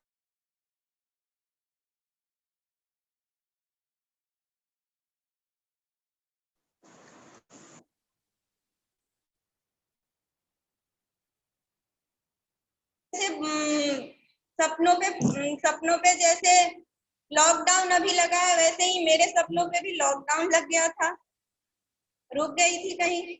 लेकिन परिवार आगे बहुत समय बीतने के बाद मौका मिला मुझे, और उस मौके को मैं नहीं छोड़ी। जब मुझे किसी ने नेटवर्क मार्केटिंग के बारे में बताया, मैं एक तो जॉब भी करी थी, लेकिन मुझे नौकरी करना मंजूर नहीं था, नौकर करना मंजूर नहीं था, मैं नहीं करी इस चीज को। फिर किसी भाई ने मुझे नेटवर्क मार्केटिंग के बारे में बताया, बहुत बड़े बड़े सपने दिखाए, उसके साथ वहां पे मैं ज्वाइन हुई। लेकिन कहते हैं ना रास्ता, क्योंकि कुछ पता नहीं थी तो चुनाव सही नहीं था। अगर हम अपना चुनाव सही नहीं करते हैं तो सक्सेस नहीं आती। आज मैं बहुत धन्यवाद करना चाहती हूँ माँ कालका का। उन्हीं के आशीर्वाद की वजह से हम रोज माँ कालका के मंदिर जाया करते थे। तो ओम सर जी हमारे बीच है, बस एक फ्लैक्स बनवाने के लिए आए थे, और आज हमारी जिंदगी में इतनी सारी बहार आ गई सिर्फ उन्हीं की वजह से। मैं सर का जितना धन्यवाद करूं, शुक्रिया करूं, बहुत कम है उनके लिए, शब्द उनके लिए कम पड़ जाते हैं, और इतनी अच्छी तरीके से सिखाते समझाते हैं। ये बहुत बड़ी बात है कि आज हम सब दिल्ली एनसीआर की टीम उनकी संरक्षण में है। उनसे अच्छा मार्गदर्शक कोई हो ही नहीं सकता। अब मैं जो ये 2 महीने जो कोरोना काल में जो हम सबके बीच जो आई है बाधाएं थोड़ी थोड़ी, मैं वो बात अपनी रखना चाहूंगी आपके बीच। कोई बाधा, बहुत बड़ी बड़ी कंपनियां बंद हो गई, बहुत सारे लोग बेरोजगार हो गए, लेकिन हम जितने भी जेएमबीडी परिवार के सदस्य हैं, जो एक्टिव हैं, जो वो बिल्कुल भी उनके लिए आर्थिक स्थिति से उन्हें कोई भी परेशानी नहीं आई होगी। जहां तक मेरा अनुभव है, जहां तक मैंने महसूस किया है, मैं इस बात को बता रही हूँ। ये मेरे लिए है तो सबके लिए भी हो सकता है, क्योंकि जब बिल्कुल लॉकडाउन हो गई थी, हम लोगों ने सोचा, हमारा मोबाइल भी खराब थी, लेकिन कोई परेशानी नहीं, घर में इतने प्रोडक्ट थे, हम अपने जानने वालों में बता के उसी से अपने घर का खर्चा चलाए। इसी तरीके से सब लोगों ने किया। आपका बहुत बहुत धन्यवाद कि आपने हर लीडर के बारे में आप इतना सोचते हैं। आपने देखा कि मार्केट में सैनिटाइजर की डिमांड है, मास्क की डिमांड, आपने सबकी सीरीज एक साथ, सैनिटाइजर की सीरीज, मास्क की, आप सब कुछ लेके आ गए। आप इतना ध्यान रखते हैं। 800 प्रोडक्ट होने के बाद भी आपने एक बार भी इस लॉकडाउन में भी हम लोगों का आपने इतना सपोर्ट किया। आपका जितना धन्यवाद करूं सर उतना कम है, शब्द नहीं है। जो अभी हम लोग नए हैं, उतना ज्यादा शब्द जो आप जितनी चीजें आप जितने बार सर सिखाए हैं, हमें जितनी बातें बताए हैं, एक एक शब्द सर आपका इतना ज्यादा पावरफुल है कि हम सबको बहुत ज्यादा ऊंचाइयों तक ले जा सकता है। ये हमारे अंदर काबिलियत होनी चाहिए कि हम आपके किस शब्द को पकड़ के अपनी मंजिल को प्राप्त कर सकते हैं। सर ने हमें बताया, आज हमारी मीटिंग थी, संडे को हमारी मीटिंग होती है 12 बजे से 2 बजे तक की। सर जी ने हमें आज ही अधिकार और कर्म के बारे में बताया। जब तक आप, सर ने सिखाया कि जब तक आप कर्म नहीं करते हो, अगर आप कर्म करते हो तो हर अधिकार आपको मिलेगा। तो हम भी कर्म के ऊपर ही निर्भर हैं, जितना हो सकता है अपने कर्म पे ध्यान देते हैं। जहाँ गलती होती है, कमी होती है, सर हमें सही दर्शन देते हैं, सही तरीका बताते हैं। और दूसरी बात ये कि सर ने हमें पहले ही सिखा रखा है। जो चीजें आज परेशानियां हमारे बीच आ रही है, जिस चीज का सामना हम आज कर रहे हैं, आपने भी सर हमें सिखाया और सर ने भी हमें सिखा रखा है कि स्वयं की जिम्मेवारी लेना। अगर हम स्वयं की जिम्मेवारी ले लेते हैं तो कोई भी परेशानी, कोरोना क्या कोई भी महामारी या कोई भी परेशानी हमें छू तो सकती है, लेकिन हमें कोई नुकसान नहीं पहुंचा सकती, क्योंकि स्वयं की जिम्मेवारी, अभी वही समय है कि स्वयं की जिम्मेवारी अपने प्रोडक्टों से उसको यूज करके, लोगों को बता के, अपने आप को सुरक्षित रख के और अपने जानने वालों को सुरक्षित रख के, डरना नहीं है, बिल्कुल बाहर निकलना है, निडर होके काम करना है, क्योंकि यही ये समय है। जो डर गया वो मर गया और जो नहीं डरा वो बहुत ही आगे जाएगा। तो वो बिखर गया, जो वो निखर गया, सॉरी सर, जो नहीं डरा वो निखर गया। तो बहुत धन्यवाद करती हूँ आपका। हम सबका प्रयास है हमेशा कि अपनी कंपनी को जितना ज्यादा से ज्यादा ऊंचाइयों तक ले जाएं।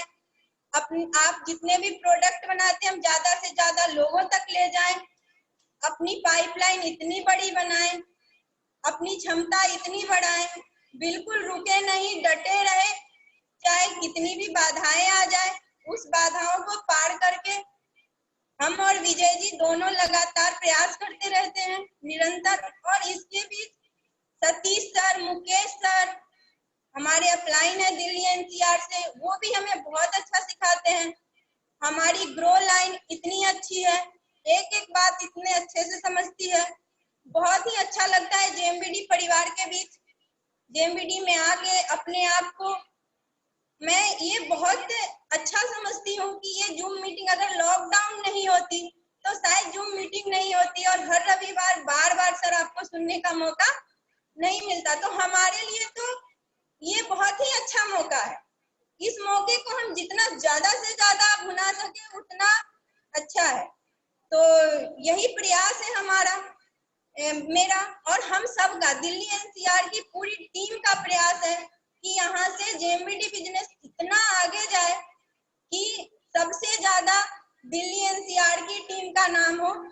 यही हम सबकी पूरी कोशिश रहती है। हम निरंतर फील्ड में स्टैंड ही लगा के लोगों के बीच जाके अपना काम करते हैं, अपनी प्रोडक्ट को जितना ज्यादा प्रमोशन करते हैं। आज मैं बताऊं तो पतंजलि के कितने सारे स्टोर में हम अपनी पंच तुलसी लेके पहुंच चुके हैं। तो मैं बहुत ज्यादा बोल चुकी हूँ। मैं चाहती हूँ कि आज हम आप सबको सुनने के लिए आए हैं। जो ये जूम मीटिंग है, इतने सारे लोग जो जुड़े हैं, जो आपका एक एक शब्द है वो लोगों तक जाए। हम जैसे लोग जो सीखने आए हैं, ज्यादा से ज्यादा आपसे सीखे, आपसे सुने। तो बहुत बहुत धन्यवाद करती हूँ। निरंतर कोशिश रहेगी सर कि कंपनी को बहुत ऊंचाई तक लेके जाए और खुद भी आगे जाए। और ओम सर जी का, आपका और पूरी कंपनी जेएमबीडी सिस्टम का और पूरे तहे दिल से धन्यवाद, शुक्रिया, थैंक यू। जय माता दी। शिवांशु जी, अभी इलाहाबाद से बहुत ही डायनेमिक लीडर हमारे जयराम जी की बिटिया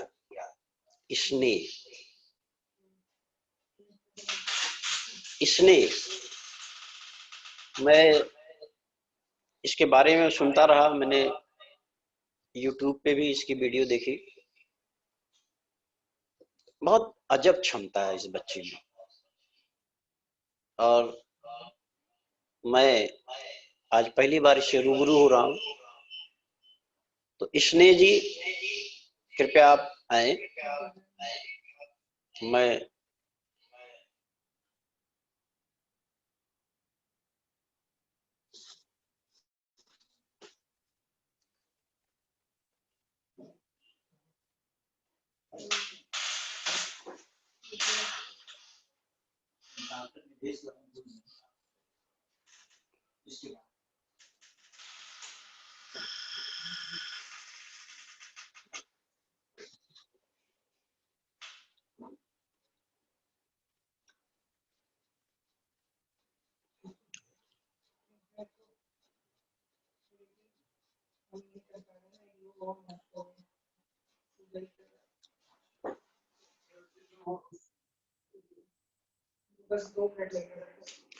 तब तक हम दूसरे को ले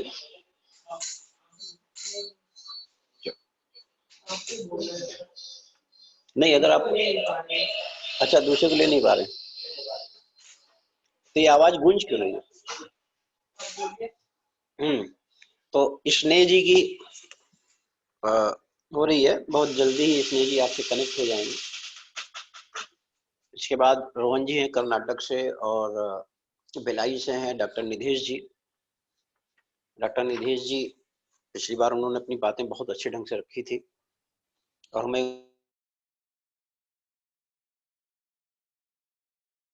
उम्मीद है कि आप सब जब डॉक्टर निधेश जी को सुनेंगे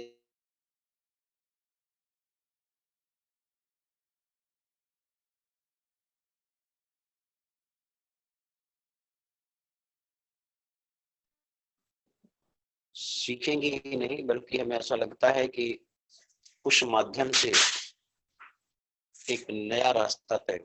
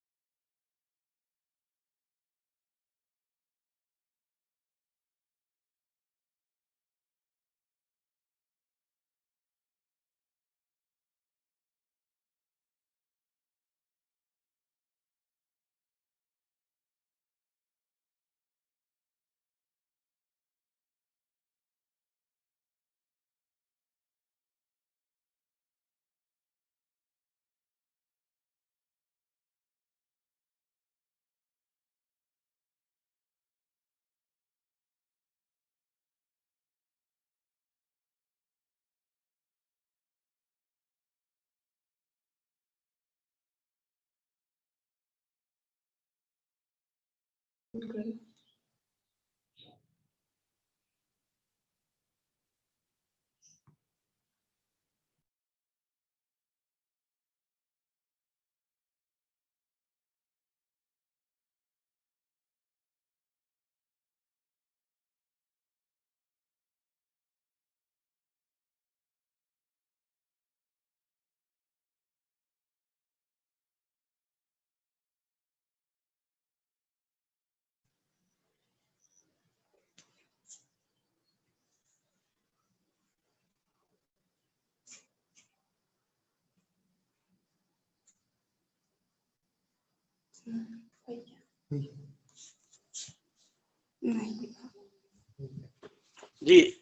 स्नेहा जी से कनेक्ट, प्रियांशु जी हो रहे कनेक्ट?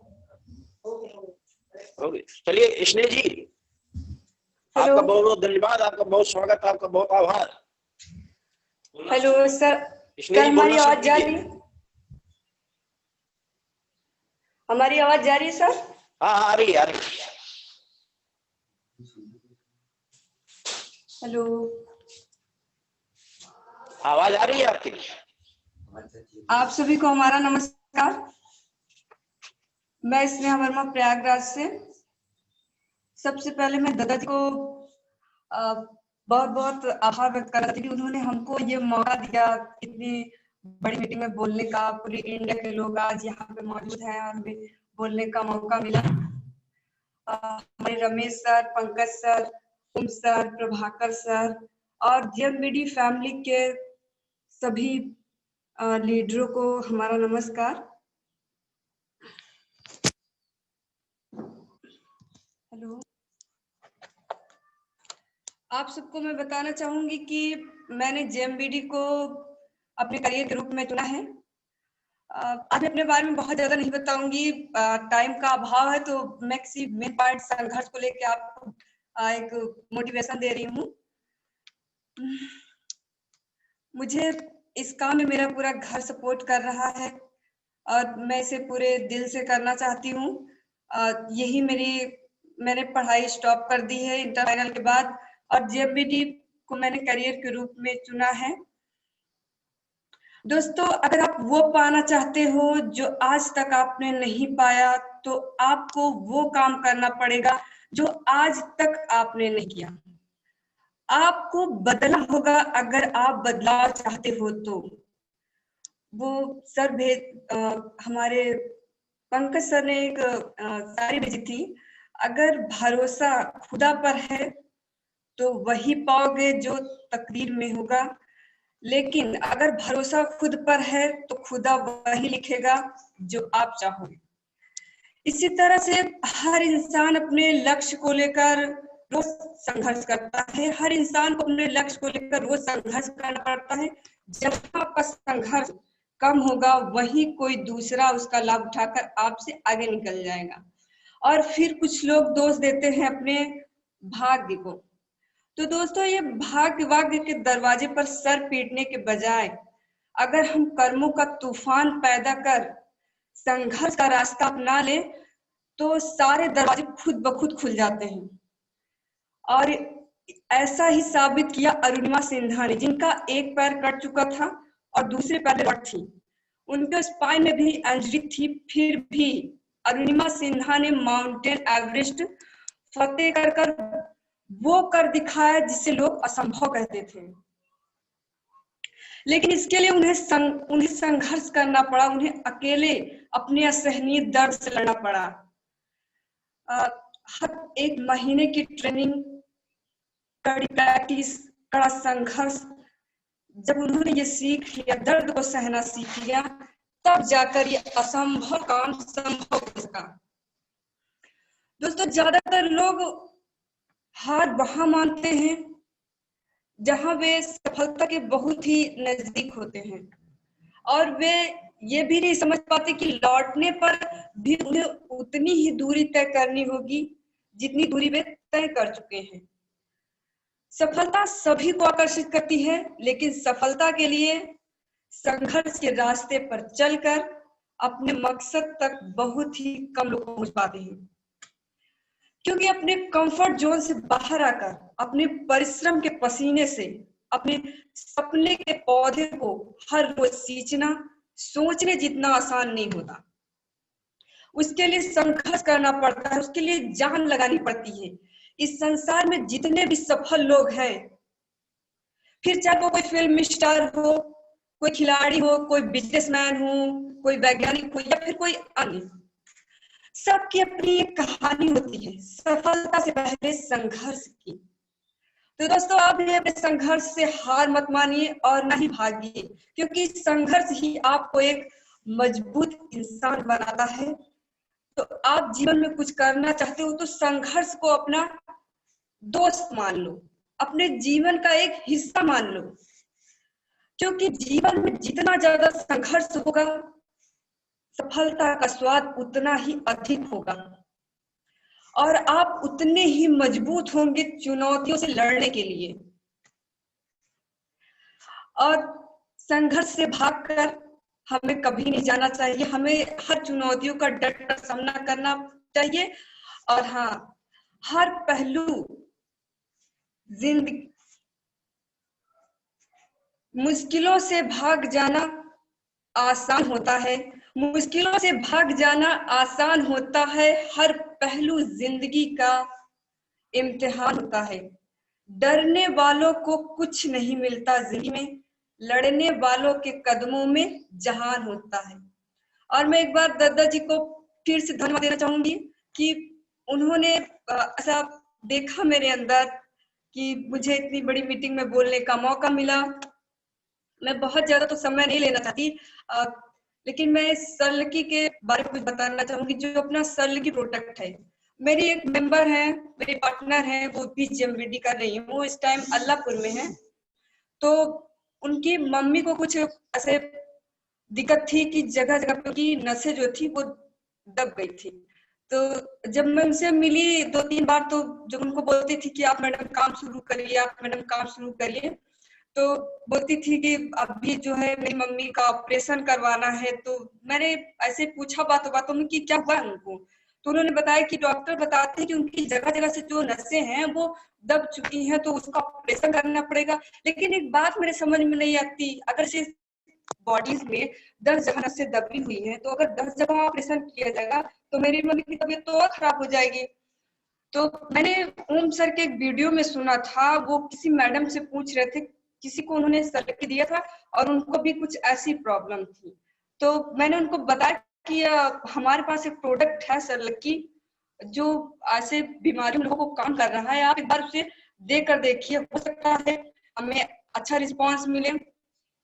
और उन्होंने हमारे कहने पे एक बॉटल सरलकी अपने मम्मी को दी, अभी ज्यादा नहीं, तकरीबन 1-1.5 महीने हुआ होगा। कुछ ही 10 दिनों उनका फोन आया था कि मैडम ये आपने जो दिया था इससे हमारी मम्मी की तबीयत काफी सुधार है। अब वो पहले तो कोई सामान लेना था तो एज काफी होने की वजह से तो वो चल नहीं पाती थी, तो ऐसे वो घिसते हुए कोई भी सामान लेती थी, ठंडियों में उनको बहुत दिक्कत होती थी। तो जब से उन्होंने सरलकी पीना शुरू किया, अब वो खुद चल सकती हैं और उनको बहुत ज्यादा फायदा है। तो मैंने बताया उनको कि आप उनको लगातार पिलाते रहिए, तो अभी वो दूसरी बोतल ले गई हैं। और इतना बेटर हमारा प्रोडक्ट है, जब हमें फील्ड से ऐसा मिलता है, ऐसी पॉजिटिव रिजल्ट मिलते हैं, तो हमारा हौसला और भी बढ़ जाता है। और मैं बहुत दादाजी से कहना चाहूंगी कि मैं अपने बातें बहुत है, मुझे बोलने का मौका दिया जाए तो ये रातें समाप्त हो सकती है, मगर हमारी बातें नहीं। तो मैं बहुत ज्यादा समय न लेते हुए दादाजी से कहना चाहूंगी कि हमें फिर कभी मौका दीजिएगा तो हम अपने बारे में जरूर बताएंगे आप सबसे। मेरा एक छोटा सा सपना है जेबीडी कंपनी को इंडिया की टॉप कंपनी बनाना और जेबीडी कंपनी की सबसे बेस्ट लीडर बनना। तो दादाजी, मैं इसलिए बिटिया को बहुत सारा आशीर्वाद देता हूँ और आपकी काबिलियत पर हमें पूरा भरोसा है। और बिटिया बस तुम इसी तरीके से एकदम अंता मन से अपनी मेहनत को करो, हमें पता है कि तुम्हें बहुत बड़ी सफलता मिलेगी। और इसी क्रम में मैं कर्नाटक से मिस्टर रोहन जी को आमंत्रित करता हूँ रोहन जी कनेक्ट किए जाए कर्नाटक से।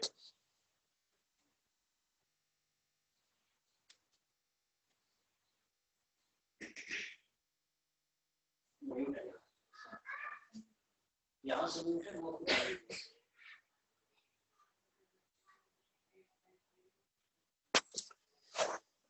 रोहन जी जरा जो आप म्यूट किए हैं उससे बाहर आ जाए। और ओके जी आगे। हेलो। अद्भुत क्षमतावान व्यक्ति, एक ऐसा शेर, वाह गजब की प्रतिभा, बहुत गजब की क्षमता। जी रोहन जी। हेलो, मेरी आवाज आ रही है? हेलो, आ रही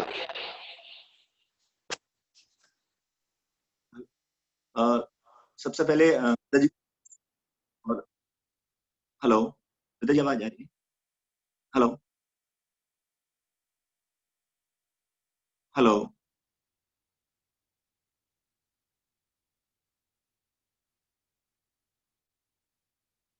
हेलो। हाँ रोहन जी आवाज आ रही है। दादाजी को सबसे पहले दादाजी को श्वास और उनका आशीर्वाद प्यार जो हमारे साथ है। आज रमेश सर हो, पंकज दादाजी हो, बड़े दादाजी हो, जो तीनों हमारे जीवन में बहुत बड़े मेंटर रहे। और आज मैं जो कुछ भी सीखा हूँ या जाना हूँ या जो अपने अंदर थोड़ा बहुत कुछ है जिसकी वजह से मैं आज जहां भी हूँ, सिर्फ और सिर्फ बड़े दादाजी, रमेश सर और पंकज सर के माध्यम से मैंने जीवन में सीखा है सब कुछ। उन्हीं के उंगलियों को पकड़ के चलना सीखा है और जहां भी हूँ सिर्फ उन तीनों की वजह से हूँ, क्योंकि मेरे लिए गॉड फादर की तरह तीनों लोग हैं और मैं उनके परिवार का हिस्सा हूँ। आज से नहीं हूँ, बहुत पहले से हूँ। एक बच्चे की तरह उनके साथ हमेशा रहा है, सीखा है मैंने और आज भी बहुत सारी चीजें सीखने का मौका मिलता है।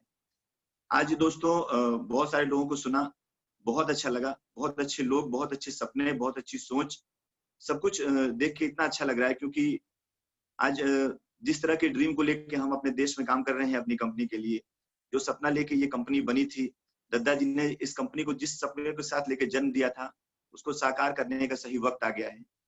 दोस्तों इसी श्रृंखला में दादाजी ने मुझे साउथ इंडिया की कमान संभालने को बोला है और साउथ इंडिया में बहुत सारे ऐसे शहर हैं जहाँ की भिन्न भिन्न लैंग्वेजेस, भिन्न भिन्न लोग, उनका कल्चर व्यवहार बहुत अलग रहता है।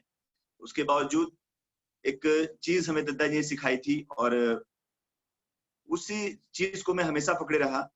उन्होंने मुझे एक सिखाई थी चीज कि अगर इंसान कोई जिद्दी है, अगर कोई इंसान जिद्दी है तो ये मान के चलिए वो नेगेटिव जिद्दी है या पॉजिटिव जिद्दी है, वो जो चाहेगा वो पालेगा। अगर आपकी सोच में पॉजिटिविटी है और आप जिद्दी हैं तो आप अपने उस सपने को पूरा कर लेंगे जिसके बारे में आपने कभी सोचा तक नहीं था। दोस्तों मेरा मानना है कि इंसान के अंदर जिद और लगन, ये दो चीजें अगर आपके अंदर हैं तो किसी भी परिस्थिति में आप टूटेंगे भी नहीं, और जब टूटेंगे नहीं और चलते रहेंगे तो लगन आपको वहां लेके जाएगी जहां के लिए आप चलना शुरू किए थे। जिस सपने को आपने देखा था वो सपना 100% पूरा होगा। एक से एक साल में बहुत सारी चीजें हमारे साथ नेगेटिव हुई, बहुत सारी नेगेटिव परिस्थितियां आई, लेकिन दादाजी की सिखाई हुई उन सारी बातों ने मुझे टूटने नहीं दिया। आज मैं जिस तरह से परिस्थितियों से गुजर के आज यहाँ पहुंचा हूँ, सिर्फ और सिर्फ दादाजी के माध्यम से सिखाई हुई, उनके बताए हुए रास्ते पे, उनके बताए हुए मोटिवेशन पे, उनके दिए हुए संस्कार की वजह से मैं आज टूटा नहीं और मैं आज कर्नाटक की उन सारी चीजों को वापस मेंटेन कर रहा हूँ, सारे काम को मेंटेन कर रहा हूँ, साउथ इंडिया को पूरी तरीके से जेएमवीटी में रंगने के लिए तैयार बैठा हूँ और उसके लिए बहुत अच्छी शुरुआत भी हो गई हमारी तरफ से। दोस्तों मेरा सिर्फ इतना मानना है कि अगर आपके अंदर जिद और लगन है तो आप अपने किसी भी सपने को 100% पूरा कर सकते हैं। जिद इसलिए कि आपके मन में होना चाहिए कि वो चीज जब तक पा ना जाए तब तक हमें दौड़ते रहना है। उसका कोई टारगेट होना चाहिए, इसको आपको पाना ही पाना होगा, तक लड़ना होगा। सफलता पाने के लिए सफलता का मापदंड मत तय करिए, उसको तब तक मत छोड़िए जब तक वो मिल न जाए। एक दीवानगी, एक जुनून, ये 4 शब्द जो मैंने सीखे थे दादाजी से, वही आज भी हमारे काम आते हैं। मैं आज भी उसी जिद के अनुसार काम करता हूँ और उसी को पीछे के लिए दौड़ता हूँ और मेरी टीम जिसका मैं बहुत आभार व्यक्त करता हूँ। कर्नाटक की टीम जिसमें रूपाराम जी हैं, मांगीलाल जी हैं, अनिल जी हैं और बहुत सारे लोग जो आज भी हमारे साथ हैं, एक परिवार की तरह रहते हैं, उनको मैं बहुत बहुत धन्यवाद भी देना चाहूंगा। और इसी शब्दों के साथ बस आपसे इतना ही कहना चाहूंगा कि अगर आपके अंदर जिद है और एक जुनून है और एक सपना जिसको आपने पाल के रखा है और जिसके लिए आप कुछ भी करने को तैयार हो, कोई एक चीज इंसान के अंदर कोई एक चीज होती है, कभी आप अपने अंदर बैठिएगा अपने कमरे में, खुद के बारे में अकेले सोचिएगा और सोचिएगा कि कौन सी ऐसी चीज थी आपकी जिंदगी में जिसको पाने के लिए आपने वो कर दिया जो आप कभी नहीं कर सकते थे। होता है, सबके अंदर एक चीज होती है कि कोई एक चीज पाने के लिए आप अंत तक प्रयास करते हैं, जब तक आपके अंदर शरीर में आखिरी सांस है तब तक प्रयास करते हैं। दोस्तों, वो जो प्रयास है, वो जो जिद है, वही जिद इस बिजनेस में काम आएगी और वही जुनून इस बिजनेस में आपको सपने सारे पूरे कराएगा। क्योंकि ये नेटवर्क है तो आपको एक दिन उस मुकाम पे पहुंचाता है जहां आम आदमी कभी नहीं पहुंच सकता। और हमेशा याद रखिएगा कि ये दुनिया में जब भी इकोनॉमिकल कोई बदलाव आता है, ऐसा कोई बदलाव जो आपने सोचा नहीं था, वो दुनिया में उन लोगों ने किया है जो आम आदमी नहीं थे। वो पागल थे, वो डिफरेंट थे, लोग उनको बेवकूफ कहते थे, पागल कहते थे। इस तरह के लोग ही इसको आप बोलते हैं। जिस दिन जेएमवीडी में ग्राउंड वर्क में निकलने के बाद आपका पड़ोसी और आपके जानने वाले लोग बोलने लगे कि ये पागल हो चुका है, उस दिन जरूर शीशे में देख के मुस्कुराइएगा और कहिएगा कि आज मेरी कामयाबी का पहला दिन है और मैं 100% कामयाब होके रहूंगा या होके रहूंगी। तो ये मान के चलिए कि जब तक आपका समाज, आपके लोग आपको पागल ना कहने लगे, तब तक आपका काम में मन नहीं लग रहा है, तब तक आप डर रहे हैं, तब तक आप समाज का मुंह देख रहे हैं। ये छोड़ना होगा क्योंकि आप लीडर हो, बदलाव आपको लेके आना है। लोग तो समय के अनुसार बदलते रहते हैं। जब आप असफल रहेंगे तो आपको पागल कहेंगे, जब आप सफल हो जाएंगे तो उस दिन वो खुद को पागल कहेंगे। बस इसी बात के साथ, चूंकि आज दद्दा जी को सुनने का हमें भी बहुत अच्छा मौका मिल रहा है, दद्दा जी की बहुत सारी चीजें मुझे भी बहुत आज जानने को मिल रही हैं। और वो स्टोरी जो समुद्र पे उन्होंने बताई थी, वाकई हर इंसान का एक नेचर होता है, चीज वही होती है, देखने का नजरिया जो आपका है, वो नजरिया आपको बताता है कि आपको कहाँ जाना है। वही एक ही चांद होता है, किसी को ईद में नजर आता है, किसी को पूनम में नजर आता है, किसी को किसी चीज में नजर, किसी को अमावस्या में नजर आता है। ऐसे ही हमारी जिंदगी में हमारा नजरिया होता है। हम किसी चीज को देखने के बाद क्या सोचते हैं उसके बारे में, उसको लेके क्या चलते हैं। बहुत सारे एग्जाम्पल्स आपने सुने होंगे। बहुत आम सा एग्जाम्पल है कि ग्लास में अगर आधा पानी भरा है तो उसको आधा खाली दिखाई देता है, दूसरे को आधा भरा दिखाई देता है। हमें आधा भरा हुआ देखना होगा, हमें आधा भरा हुआ देखना होगा दोस्तों। और उसी नजरिए के साथ हम इस बिजनेस में आगे बढ़ सकते हैं। और ये मान के चलिए, मेरा मानना है कि ये बिजनेस नहीं है, एक अभियान है। जिस तरह देश में आजादी का अभियान हुआ था, उस तरह से आज आर्थिक आजादी है और हमें ये पानी होगी। और सबसे अच्छी बात यह है कि हमें ये खुद के लिए तभी पानी होगी जब हम दूसरों को दिलाना शुरू करेंगे। ये मान के चलिए, आज दद्दा जी ने अपलाइन के बारे में बहुत अच्छी बात बताई। ये वाकई सच है और प्रैक्टिकल बात है कि जब एक इंसान एक ऐसे मुकाम पे पहुंचने लगता है जहां उसको लगता है कि अब मैं राजा की तरफ फील कर रहा हूँ, तो वो अपने डाउनलाइंस को ट्रीट करने का तरीका बदल देता है। और बहुत सारी कमियां होती है, सबके अंदर है, मेरे अंदर भी थी। और आज जो चीजें उन्होंने बताई, बहुत सारी चीजें रियलाइज भी हुई और बहुत अच्छा लगा। और वाकई आज लगा कि जैसे किसी चीज को वापस से धुल के निर्मल और स्वच्छ कर दिया गया हो, इस तरह की फीलिंग्स भी आई। इसीलिए दद्दा जी का समय समय पे स्नेह, आशीर्वाद, उनकी डांट और सारी चीजों को हमको मिलने का मौका जो मिलता है, वो मुझे हमेशा इस मार्गदर्शन में आगे बढ़ाने का एक सीख देता है और उसी को लेकर हम हमेशा आगे चलते हैं।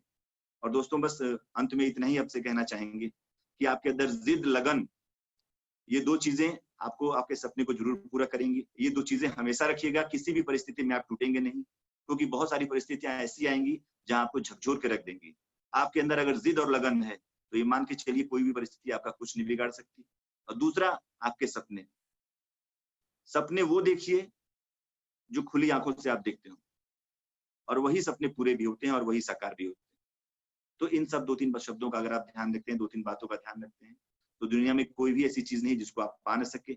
आपके अंदर जुनून और वो पागलपन होना चाहिए। समाज और लोग आपको कहने लगे कि इस चीज के लिए पागल हो चुका है या ये इस चीज को पाने के लिए पागल हो चुकी है, इसका कुछ नहीं हो सकता, उस दिन आपकी पहली कामयाबी शुरू हो जाएगी और लोग आपके साथ समय के अनुसार बदलना शुरू कर देंगे। Thank you so much. अपनी बात को मैं यही समाप्त करता हूँ। बहुत बहुत धन्यवाद। और फिर से दद्दा जी के चरणों में स्पर्श करता हूँ और रमेश दद्दा, पंकज दद्दा को बहुत बहुत स्नेह चाहता हूँ, उनका आशीर्वाद चाहता हूँ, ताकि मैं और भी अच्छे से अपनी कंपनी को लेके हिंदुस्तान की नंबर 1 कंपनी बनना सकूं। Thank you so much.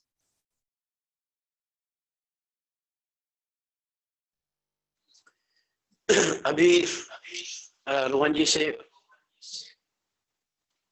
एक हिसाब से मेरी रूबरू चर्चा हो रही थी और अच्छा लगा, बहुत अच्छा लगा, क्योंकि ये जिंदगी ना मिलेगी दोबारा।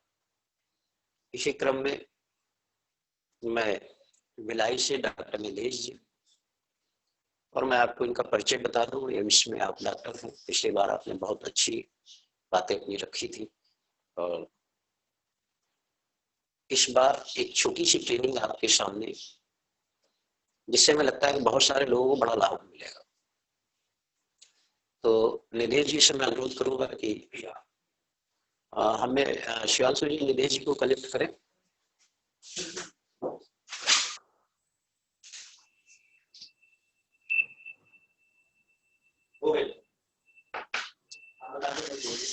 हाँ निलेश जी बोले ना। सर जी नमस्कार। हेलो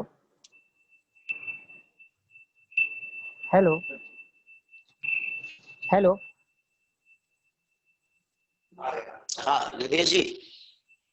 हाँ सर जी, आप सभी को सादर नमस्कार। मैं पंकज सर को हेलो हेलो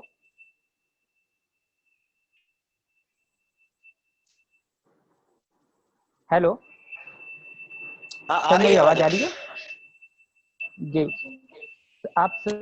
आप सभी को मेरा नमस्कार, स्पेशली दद्दा जी को, पंकज सर को और पूरी जेएमवीडी के मैनेजमेंट को मेरा सादर नमस्कार है। मैं आपके सामने डॉक्टर निधेश शर्मा। पिछले बार कुछ मेडिसिन के बारे में और कुछ अपने प्रोडक्ट्स के बारे में मैंने बताया था। इस बार थोड़ा सा डिफरेंट, जो हमारे घर में पेशेंट है या जिनको थोड़ी सी अस्थमा की प्रॉब्लम है या थोड़ा सांस में लेने में जिनको थोड़ी बहुत तकलीफ होती है, उनके लिए मेरे अपने जेएमवीडी में एक बहुत अच्छा प्रोडक्ट है जिसका नाम है नोनी। मैं आपको नोनी के बारे में कुछ चीज बताना चाहूंगा। नोनी एक ऐसा फल है जिसमें भरपूर मात्रा में vitamin A, vitamin E, vitamin B, B के सारे, बी कॉम्प्लेक्स आप उनको बोल सकते हैं। साथ में इसके सेवन से, अगर हम लगातार इसका सेवन करें नोनी की, तो हमारे को अस्थमा के जो पेशेंट होते हैं या सांस लेने में हमको तकलीफ होती है, या बाई चांस अभी जो कोरोना चल रहा है जो हमारे गले से सीधा हमारे लंग्स में आता है, उसको फैलने से रोकेगा। नोनी जो है अपने अपने में एक संपूर्ण जो लंग्स के वो फिल्टर करने का काम करता है। हमारे लंग्स में जितनी भी गंदगी होती है, पॉल्यूशन के माध्यम से हो या हमारे फूडिंग्स के माध्यम से हो, किसी भी टाइप की अगर हमारे बॉडी में केमिकल्स होते हैं या हमारे सांस लंग्स में कोई इंफेक्शन होता है, उसको बहुत जल्दी दूर करता है। क्योंकि पिछले बार मैंने कुछ प्रोडक्ट्स के बारे में आपको बताया था, जैसे कि इम्यून बूस्टर है, अपना सेबक फॉर्म है, उसी की तरह अगर हम रेगुलर इसको भी यूज करते हैं, खासकर जिसको अस्थमिक पेशेंट हैं, उनके लिए ये प्रोडक्ट बहुत शानदार रहेगा, बहुत फायदेमंद रहेगा। मैं चाहूँगा हमारे साथ जितने भी कंपनी में काम कर रहे हैं या बाहर हैं, अपने बीच में अपन को पता है कि इनको अस्थमा की प्रॉब्लम है या इनको थोड़ा सा सांस लेने में दिक्कत आती है, तो उनके लिए इस प्रोडक्ट का रेगुलर इस्तेमाल कीजिए। क्योंकि नोनी एक ऐसा प्रोडक्ट है, नोनी एक ऐसी चीज है जिसके लगातार सेवन करने से हमारी रोग प्रतिरोधक क्षमता के साथ साथ हमारे लंग्स को भी बहुत ज़्यादा क्योर करता है। क्योंकि आज के डेट में हम जानते हैं कि पॉल्यूशन जो है, एयर पॉल्यूशन बहुत ज़्यादा फैला हुआ है। वो कार से हो, फैक्ट्रियों से हो या हमारे नेचर में हो। क्योंकि हम पेड़ पौधे काट रहे हैं, लगाने के नाम पे हम छोटे छोटे पौधे ही बस लगा रहे हैं, बड़े पेड़ों को हम लगा नहीं रहे हैं। उसकी वजह से ये दिक्कत आ रही है कि हमारे में आज के डेट में एयर पॉल्यूशन बहुत ज़्यादा हुआ है। क्योंकि इसके सेवन से मैंने अभी तक जो एकदम ज़्यादा चेन स्मोकर थे, अस्थमक पेशेंट थे, जिनको मैंने अभी नोनी का सेवन अभी हाल ही में कुछ लोगों को दिया था, तो उससे जो मुझे रिजल्ट मिला, उससे जो उनको फायदा मिला, उससे मुझे एक चीज समझ में आई कि जब इनको फायदा मिल सकता है तो हमारे साथ हमसे जुड़े हुए सारे लोग हैं, उनको भी इस चीज का फायदा मिलना चाहिए। इसके बारे में भी लोगों को पता चलना चाहिए। इसलिए सर से मेरी बात हुई थी कि सर आप इस प्रोडक्ट के लिए हमें बोलने का मौका दें। और बहुत बहुत धन्यवाद चाहूँगा मैं दद्दा जी का, बहुत बहुत धन्यवाद चाहूँगा मैं पंकज सर का, पूरे मैनेजमेंट जी का, कि इन्होंने आज इस मौके पर मुझे बोलने का मौका दिया। देखिए, प्रोडक्ट बहुत सारे हैं कंपनी में, पर कुछ प्रोडक्ट अभी जो एट प्रेजेंट सिचुएशन है हमारे इम्यूनिटी को लेकर, जैसे टीबकथॉर्म है, इम्यून बूस्टर है, नोनी है, आंवला जूस है, इन सब चीज़ों का हम रेगुलर अगर सेवन करेंगे तो हमारे बीच में कोरोना के पॉजिटिव मेंबर्स अगर हमसे टकरा भी जाएं तो हमारे को उतना नुकसान नहीं पहुंचाएंगे। बहुत, क्योंकि अभी मैंने कुछ केसेस देखे हैं जिनको कोरोना पॉजिटिव आया, 2 दिन के बाद वो निगेटिव भी उनका रिजल्ट वापस आया था, जो कोई मेडिसिन नहीं लिए थे, सिर्फ उनको हमने अपना एलोवेरा जूस, आंवला जूस और इम्यून बूस्टर हमने दिया हुआ था।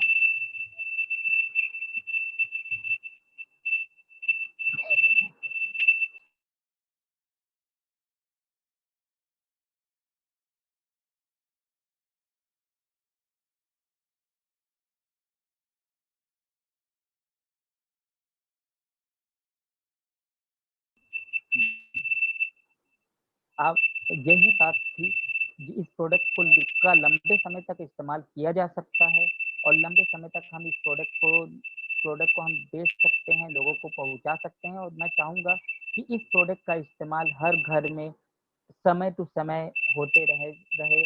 और जो अभी कोरोना काल चल रहा है, इसमें आप अपने लंग्स को सेफ करके रखिए, ताकि अगर कोरोना बाई चांस पॉजिटिव आप लोग को टच भी करता है तो आपको नुकसान ना पहुंचाए। बस इसी शुभकामनाओं के साथ और इस प्रोडक्ट के इस्तेमाल के साथ मैं आप लोगों को सबको धन्यवाद करना चाहूँगा, क्योंकि ज़्यादा समय मैं दद्दा जी को देना चाहूँगा। दद्दा जी की जो बातें हैं, दद्दा जी की जो भाव हैं, जो उनका काम करने का जो तरीका है, उसे हम ज़्यादा से ज़्यादा जान सकें। और सीमांशु जी को मेरी तरफ से हार्दिक बधाई, जन्मदिन की हार्दिक शुभकामनाएं। जय श्री राम।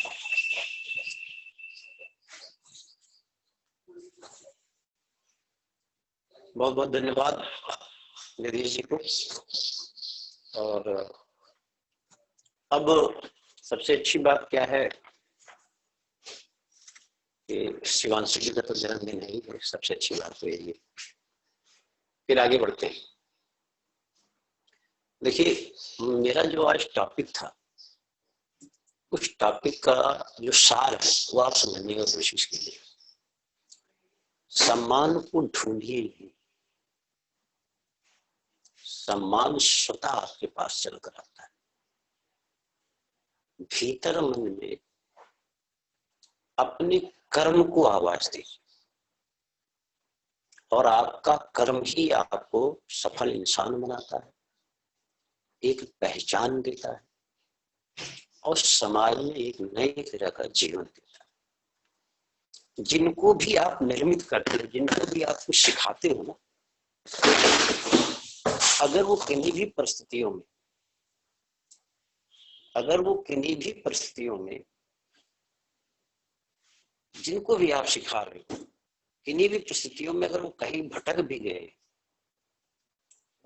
तो हमारा कर्तव्य क्या है? हमारा कर्तव्य है उनको प्रोत्साहित करना। हमारा कर्तव्य है कि यदि वो किन्हीं बातों से मुझसे संतुष्ट नहीं है, अगर वो किन्हीं बातों से मुझसे संतुष्ट नहीं है, तो हमारा एक कर्तव्य और बनता है कि हम कुछ समय के लिए उन्हें फ्री करें, उनके अच्छे भविष्य की कामना करें। हम उनके बीच में गतिरोध न करने दीजिए अपने मन का। एक ना एक दिन ऐसा होगा कि उनको अपनी गलती का एहसास हो। अपलाइन बहुत ही नर्म स्वभाव का होता है, उसका एक एक व्यक्ति से एकदम गहरा रिश्ता होता है। और अपलाइन ही है जो ये चाहता है कि हमारी डाउनलाइन का एक एक व्यक्ति कामयाब। दुनिया में ऐसा कोई व्यापार, ऐसी कोई व्यवस्था नहीं बनी है जहां पर हम लोगों की कामयाबी से खुश हों। लेकिन नेटवर्क ही एक ऐसी व्यवस्था है जहां पर हर एक व्यक्ति की कामयाबी से हमें खुशी होती है।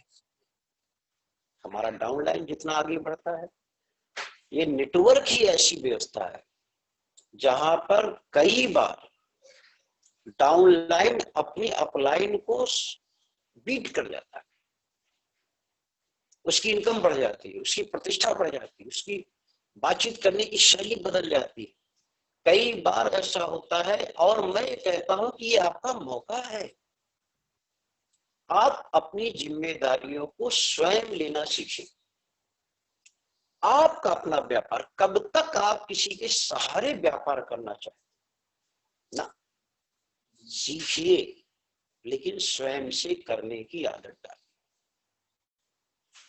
अगर आप सफलता चाहते हो तो प्रतिदिन अपना ही रिकॉर्ड तोड़िए। अगर आज आपने कुछ किया है तो शाम को उसकी समीक्षा कीजिए, मूल्यांकन कीजिए और अगले दिन उस रिकॉर्ड को तोड़ने की कोशिश कीजिए। अगर आज आपने मान लो 2000 बिजनेस वैल्यूम का काम किया है तो नेक्स्ट डे 2050 रुपए का बिजनेस वैल्यूम होगा, तब आप अपने आप को सफलता की श्रेणी में मानना शुरू कीजिए। ये अपनी आदत बना लीजिए। मैं आपसे कह रहा हूं कि जिंदगी मिलेगी ना दोबारा। भाई 84 लाख योनियों में जन्म लेने के बाद ईश्वर एक बार इंसान बनने का मौका देता है। 84 लाख योनियों में जन्म लेने के बाद ईश्वर एक बार इंसान बनने का मौका देता है, यानी कि 83,99,999 समझने की कोशिश कीजिएगा। जन्म ले लेते संभव है कि मैं मच्छी बन सकता था, मछली बन सकता था, चिड़िया बन सकता था, कबूतर बन सकता था, लेकिन इंसान नहीं बन सकता। इंसान के लिए भगवान ने 84 लाख योनियों के बाद इंसान बनने का मौका दिया। अब जब इंसान बनने का मौका दिया तो उसने कहा कि भैया आपको मैंने अद्भुत बनाकर भेजा, अद्भुत। आप जैसा मैंने कोई दूसरा डुप्लीकेट नहीं पैदा किया है। इस 6 अरब 7 अरब लोगों के बीच में आप ढूंढो, आपको आपकी फोटो कॉपी नहीं मिलेगी। उसने आपको अद्भुत बनाया है, हर कला में आपको अद्भुत बनाया है। और ये जो भी कुछ उसने बनाया है इस दुनिया में, जो कुछ भी इस दुनिया में उसने बनाया है, उस सब पर आपको हक दिया है। वो ये जानता है कि मेरा हर एक जो कुछ भी हमने इस दुनिया में बनाया है, वो हमारे हर एक जो हमारी ये सृष्टि की संरचना है, उसमें सभी का अधिकार है। उसने किसी को अंबानी बनाकर नहीं भेजा, उसने किसी को टाटा बनाकर नहीं भेजा। उसके कर्मों ने यहाँ पर उसको टाटा, उसके कर्मों ने उसको यहाँ अंबानी, उसके कर्मों ने उसको सब कुछ बनाया।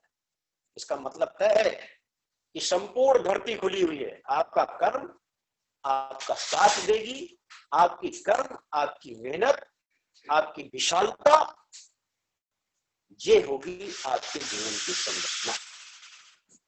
इस नाते मैं आपसे कह रहा हूं कि भगवान ने आपको एक मौका दिया, एक सुंदर चांस दिया है। आप क्यों नहीं समझते कि एक एक पल आपके जीवन का कितना कीमती है? क्यों नहीं आप समझते कि आपकी सफलता का लक्ष्य क्या है? और अगर आपने अपनी सफलता को समय से बांधना सीख लिया, यस 6 महीने के अंदर मुझे इस मुकाम पर जाना है, साल भर के अंदर मुझे इस मुकाम पे जाना है, जिस दिन आपने ऐसा करना सीख लिया, आप ये मान लीजिए कि आप अपने कर्म को वास्तव में ऐसा कर रहे हैं, ईश्वर बाध्य हो जाएगा आपके इस कर्म का फल देने के लिए। मैं हो सकता है आज मेरे बातों से किसी को कुछ चोट पहुंची हो, आहत हुआ हो, मैं उसके लिए माफी चाहता हूं। अगर किसी को मैंने कुछ आहत किया है, कहीं से कोई चोट मेरी वजह से पहुंची हो तो लेकिन मेरा यह मानना है कि विचार थोपे नहीं जाते, विचार अंदर से पैदा होता है। जिस दिन आप लोगों को प्यार करना सीख जाए,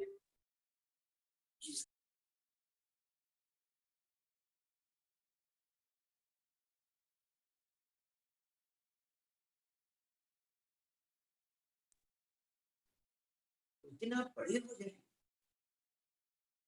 उस दिन आपका आकार बड़ा हो जाए।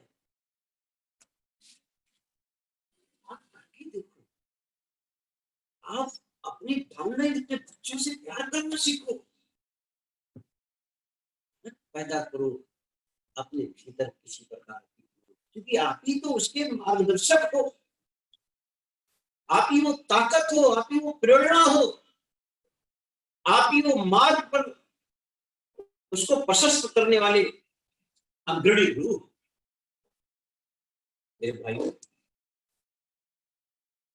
ये जिंदगी जो आपके पास है, ये जो पल आपके पास है, ये पल आपसे हिसाब मांगता है।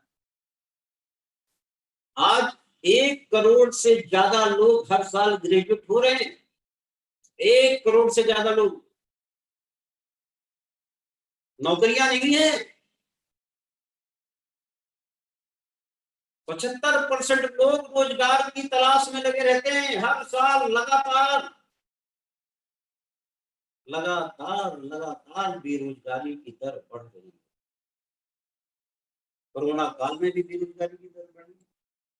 क्यों नहीं आप लोगों के मार्गदर्शक बन जाते? क्यों नहीं उस घर के, जिस घर में आज किसी प्रकार से निराशा आई हो, उसकी आशा बन जाए? आप जाइए तो सही, देखिए तो सही, मिलिए तो सही, नेटवर्क की परिभाषा को पहचानिए, समय का बीज लगाने के तरीके को सीखिए तो सही। बहुत बड़ा अवसर, बहुत कुछ आप कर सकते। अभी कंपनी के 5-7 नए प्रोडक्ट आते हैं। अभी ब्लड प्रेशर का प्रोडक्ट आ रहा है, high blood pressure, low blood pressure, अभी अश्वगंधा का टेबलेट, अभी गिलोई का टेबलेट, अभी काढ़ा, आयुष काढ़ा। ये सारी चीजें कल आपको यहाँ पर उपलब्ध मिलेगी। कल से ये सारी चीजें आपको यहाँ पर उपलब्ध मिलेगी। नित्य नए प्रोडक्टों का संचार हो रहा है। क्यों हो रहा है? वो इसीलिए हो रहा है कि नवयुवक की पहचान, नवयुवक की पहचान ना करो समय बर्बाद। जेल की जिंदा, हम सभी जेल के साथियों से कहते हैं, आप कल्पना कितने सारे प्रोडक्ट आपको लगातार मिलते जाते, लगातार मिलते जाते, लगातार मिलते जाते, और लगातार मिलते, क्योंकि मैंने ठाना कि बिना किसी प्रलोभन के, बिना किसी पैमाने के, बिना किसी चीटिंग के जेएनवीडी को दुनिया की नंबर 1 कंपनी और जेएनवीडी को नंबर 1 कंपनी बनाने के लिए हम सब, और मैं स्वयं आप सबका साथ मांगता हूं, सहयोग मांगता हूं, ईमानदारी के साथ, कर्तव्य निष्ठा। आप सबको बहुत बहुत धन्यवाद। आप इतना मूल्यवान समय दिया, लेकिन इस प्रण के साथ उठिए, जागिए, एक एक पल का महत्व समझिए, एक एक पल का महत्व समझिए। हर दिन अपने रिकॉर्ड को तोड़ने की आदत डालिए, हर दिन अपने रिकॉर्ड को तोड़ने की आदत डालिए, और जिस दिन आपने हर दिन अपने रिकॉर्ड को तोड़ने की आदत डाल ली, दुनिया की कोई ताकत आपको कामयाब होने से रोक नहीं सकती। दुनिया की कोई ताकत आपको शून्य से शिखर तक पहुंचाने से रोक नहीं सकती। पुनः आप सबको जय जय।